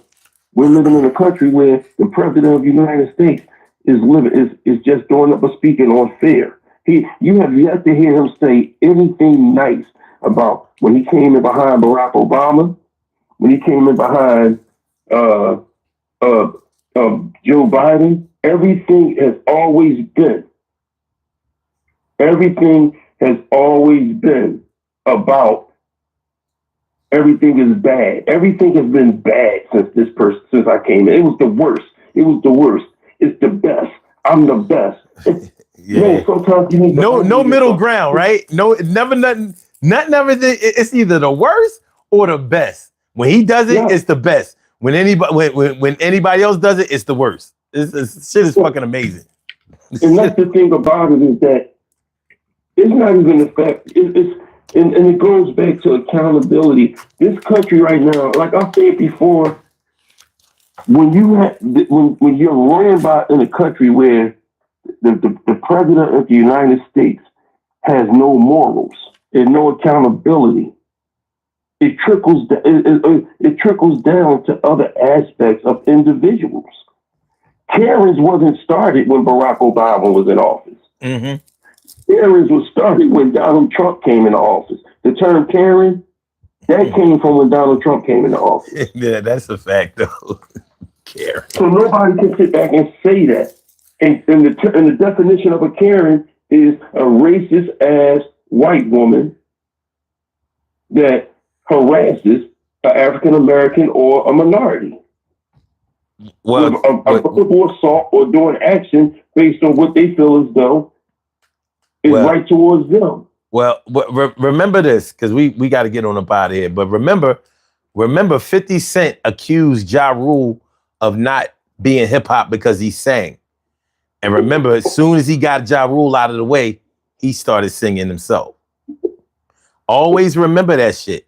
If you think Donald Trump is going to keep everybody who he has alienated out of his way, and he's not going to take advantage of whatever they can give him, then you're fooling yourself. You got to understand how this man thinks.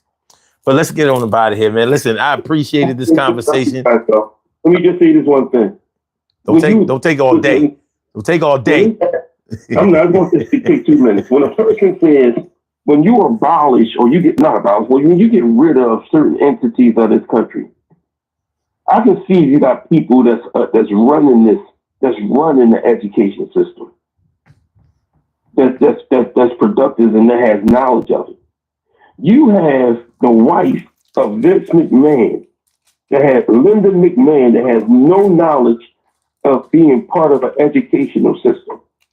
Now, if you want to rip it apart and you got somebody that's knowledgeable of the education system, they can build it up, then that's different. But what's she going to do? Call a junkyard dog and Hulk Hogan and all these people to assist her? What the fuck? So when you get rid of certain entities, even George W. Bush knew that he wasn't smart enough to run this country. Look who he had as his vice president, Dick Cheney. Mm-hmm. So he knew I got to put other people in these positions to make sure that I look good. And that's the whole thing about it. He has nobody in position to make sure he look good. And there's no accountability. And there's never going to be no accountability. Well, we're going through, but I love you, bro. yeah, I love you too, man. I mean, you know, what I mean, do your thing. But I'm gonna holler at you later on. Okay, most definitely, man. Get with me, man. All right, man. Peace. All right. All right. My man Troy Diesel in the house. Troy McNeil to y'all. Some of y'all, whatever. I want to do the results of this poll. Then we're going to do these birthday shout outs and then we're going to get on up out of here. I want to tell all of y'all that I appreciate y'all in advance. Really enjoyed doing this show today. I hope y'all enjoyed it as well. What up, Ashley? What's good? Appreciate y'all. Dr. Ladybug, Cheryl Halsey. Nah, fuck him. James Floring, T. Carey Wright, Kareem Akbar Muhammad.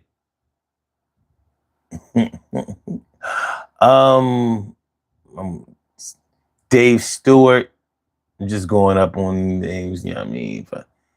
Elvis, Johnny West, Dimples D's, Vita B, AT Alien. Or is that ATLN? Oh, yeah, it is ATL Alien. That's what's up. Just wanted to show y'all a little love. Access to Rome. Can't forget my man. And my brother from another mother, Norris Hill.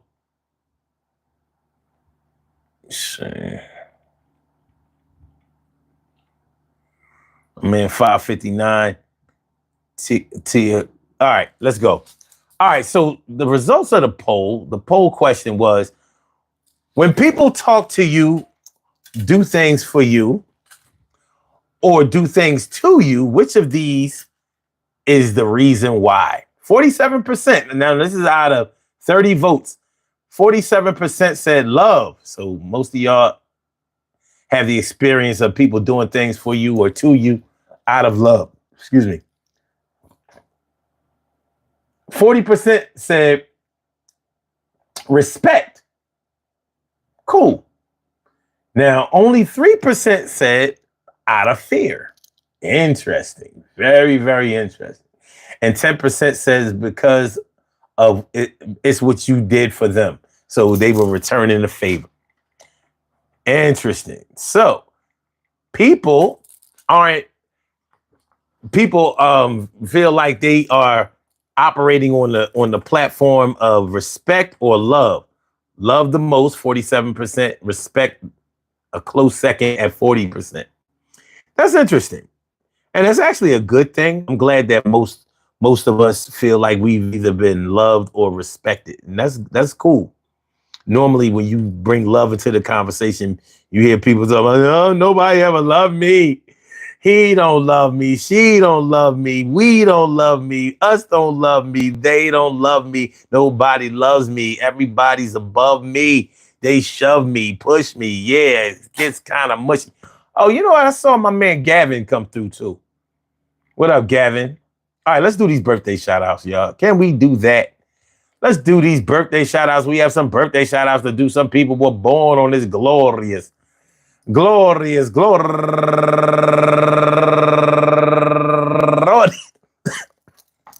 right.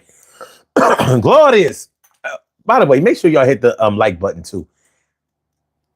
May 18th, and they deserve to be acknowledged. So let's go about our business of acknowledging them, making them feel special because they are special, because they are special, because they are SPECIAL. They get the RESPECT. They are SPECIAL. They get the RESPECT. They are SPECIAL. They get the RESPECT. They get number one out the box. My girl, Young John Yahama Israel, happy birthday to you. And Iana Banks, and Stephanie Scott, and Deborah Robinson, and Sheila General, Larietta Nix, Jackie Toussaint, and last but not least, Kenya Kane Wiggins. I want to say happy birthday to all of y'all. And I hope that today finds you all in good health, happiness, mind, body, soul, and spirit. And that goes out to each and every person out there born on this glorious glorious, glorious. May 18th, anywhere out there in the world, worldwide, internationally, and universally. All of y'all go ahead and turn up, turn up. But don't turn up too loud. Just turn up loud enough so everybody can hear you. Rock out, rock on and do the damn, the rock out. Rock on and do the damn, rock out. Rock on and do the damn thing and do your thing, y'all. Represent the queens and kings and do your thing, y'all. Represent the queens and kings. Good things happen to those who wait. Great things happen to those who grind. And anything can happen to those who go for theirs. So go hard, go for yours. Go hard, go for go hard, go for yours. And remember, yo, they love you. They respected you. Yo, they came around and they connected you with some good things that would make you feel like you are the king. Those are the things that people do when they love you or respect you. They want to be on not at your neck too. Well, a lot of people say that what need fear, and that's the way. Hold on. Let me get it together. Let me run it back. Let me get this thing together and play my attack. I don't want to have y'all thinking I'm souped. I just want to have my brothers, also my troops, come through in the time of need, and I'm trying to make sure that I don't cut or bleed. Yo, I see another way to get better, even if I have to heat it up. Coca-Cola sweater, 1986, that was my shit. Had to move on to Mickey Mouse, that was in my house. My spouse is coming on through. Yo, you don't know who she is, but I know who. And do you know that I will do me? Yeah, I'm going to do this thing. You talking to he who fronts on this will get fried like fish in the dish that you're eating will keep you meeting. Better people that can enrich your life. And I want to be on this shit. Eliminate strife and all the stress. Yeah, it's a lot of mess that you gotta go through on a daily, but I say rarely do I ever think about checking out. I ain't going to delete myself, no suicide out. The route that I've chosen lets me know that I gotta heat up some water and make it frozen. My pros, they coming through. They are professionals, and I'm gonna tell you this, I'm glad that I grew up the way I did. I knew that I wanted to be something when I was a kid. And I've grown up to be the man I wanted to be. Just to need a couple of more dollars to make you holler. Scholar. Yeah, I wasn't really that, but I finished my degree in 1993. Beat that. And I wasn't going to school again. So ain't gonna be no master's degree in my futures, friend. Yeah. But shout out to all of y'all who do that. Shit is fly, yo. The cats that be coming around, I gotta make sure that they on the same page and that they down. Can't have nobody selling me out. Can't have nobody taking me the wrong route. And I get kind of stout. Yeah, I mean kind of fat, because I know that's where it's at. It's not all about the money. It's not all about the material things, but I knew I need the rings. And when I say the rings, I mean the championship. You'll give me my motherfucking trophy and it'll try to hold me back like I'm some kind of plug. Yo, you want to be the plug? Give me the fucking drugs and let me sell out on my own. Somebody gave me the fish when I asked for the fishing pole, so I can catch my own fish and I can get my own kind, make my own wish, blow out my candles. That's on my birthday cake. And I just want to see people win, for God's sake. No snakes within my circle. You come around biting and hissing and I'ma hurt you. And I'm not trying to hurt nobody no more. I had to do the shit when I was younger. And that's not what I'm here for. I score like I got the best team, and I got the best team by any means. And even if they don't win today, we're going to come back tomorrow and be ready to play. So what can you say? What you going to say to me? You can't do nothing but get on your knees and pray. We see who God thinks he's a favorite. I think he likes me better. Fuck you. Peace to all my day ones, my everydays, and my brand news. I love y'all to death. Resuscitate y'all. Love y'all right back to life. We will be back tomorrow night, Monday going into Tuesday, with another daily Go Get 'Emism show. I want to thank all y'all for coming through. I do. I do. Appreciate y'all for real. Please hit the like button, share the show, subscribe to the channel if you haven't subscribed to the channel yet. I'm sorry for laughing so hard. Sometimes when I freestyle, I be like, the fuck is you talking about, son? Oh man, I did. I had fun though. Appreciate you. Stacy and Troy, thanks for coming through on the lines. I appreciate that to the fullest. Everybody that's in the chat, everybody that's behind the scenes, thank y'all for coming through. I hope y'all enjoyed the show as much as I enjoyed broadcasting it to y'all. My man, Art of Mind 559, no doubt. I'll holler at y'all later, man. Peace. Have a great day. No exceptions.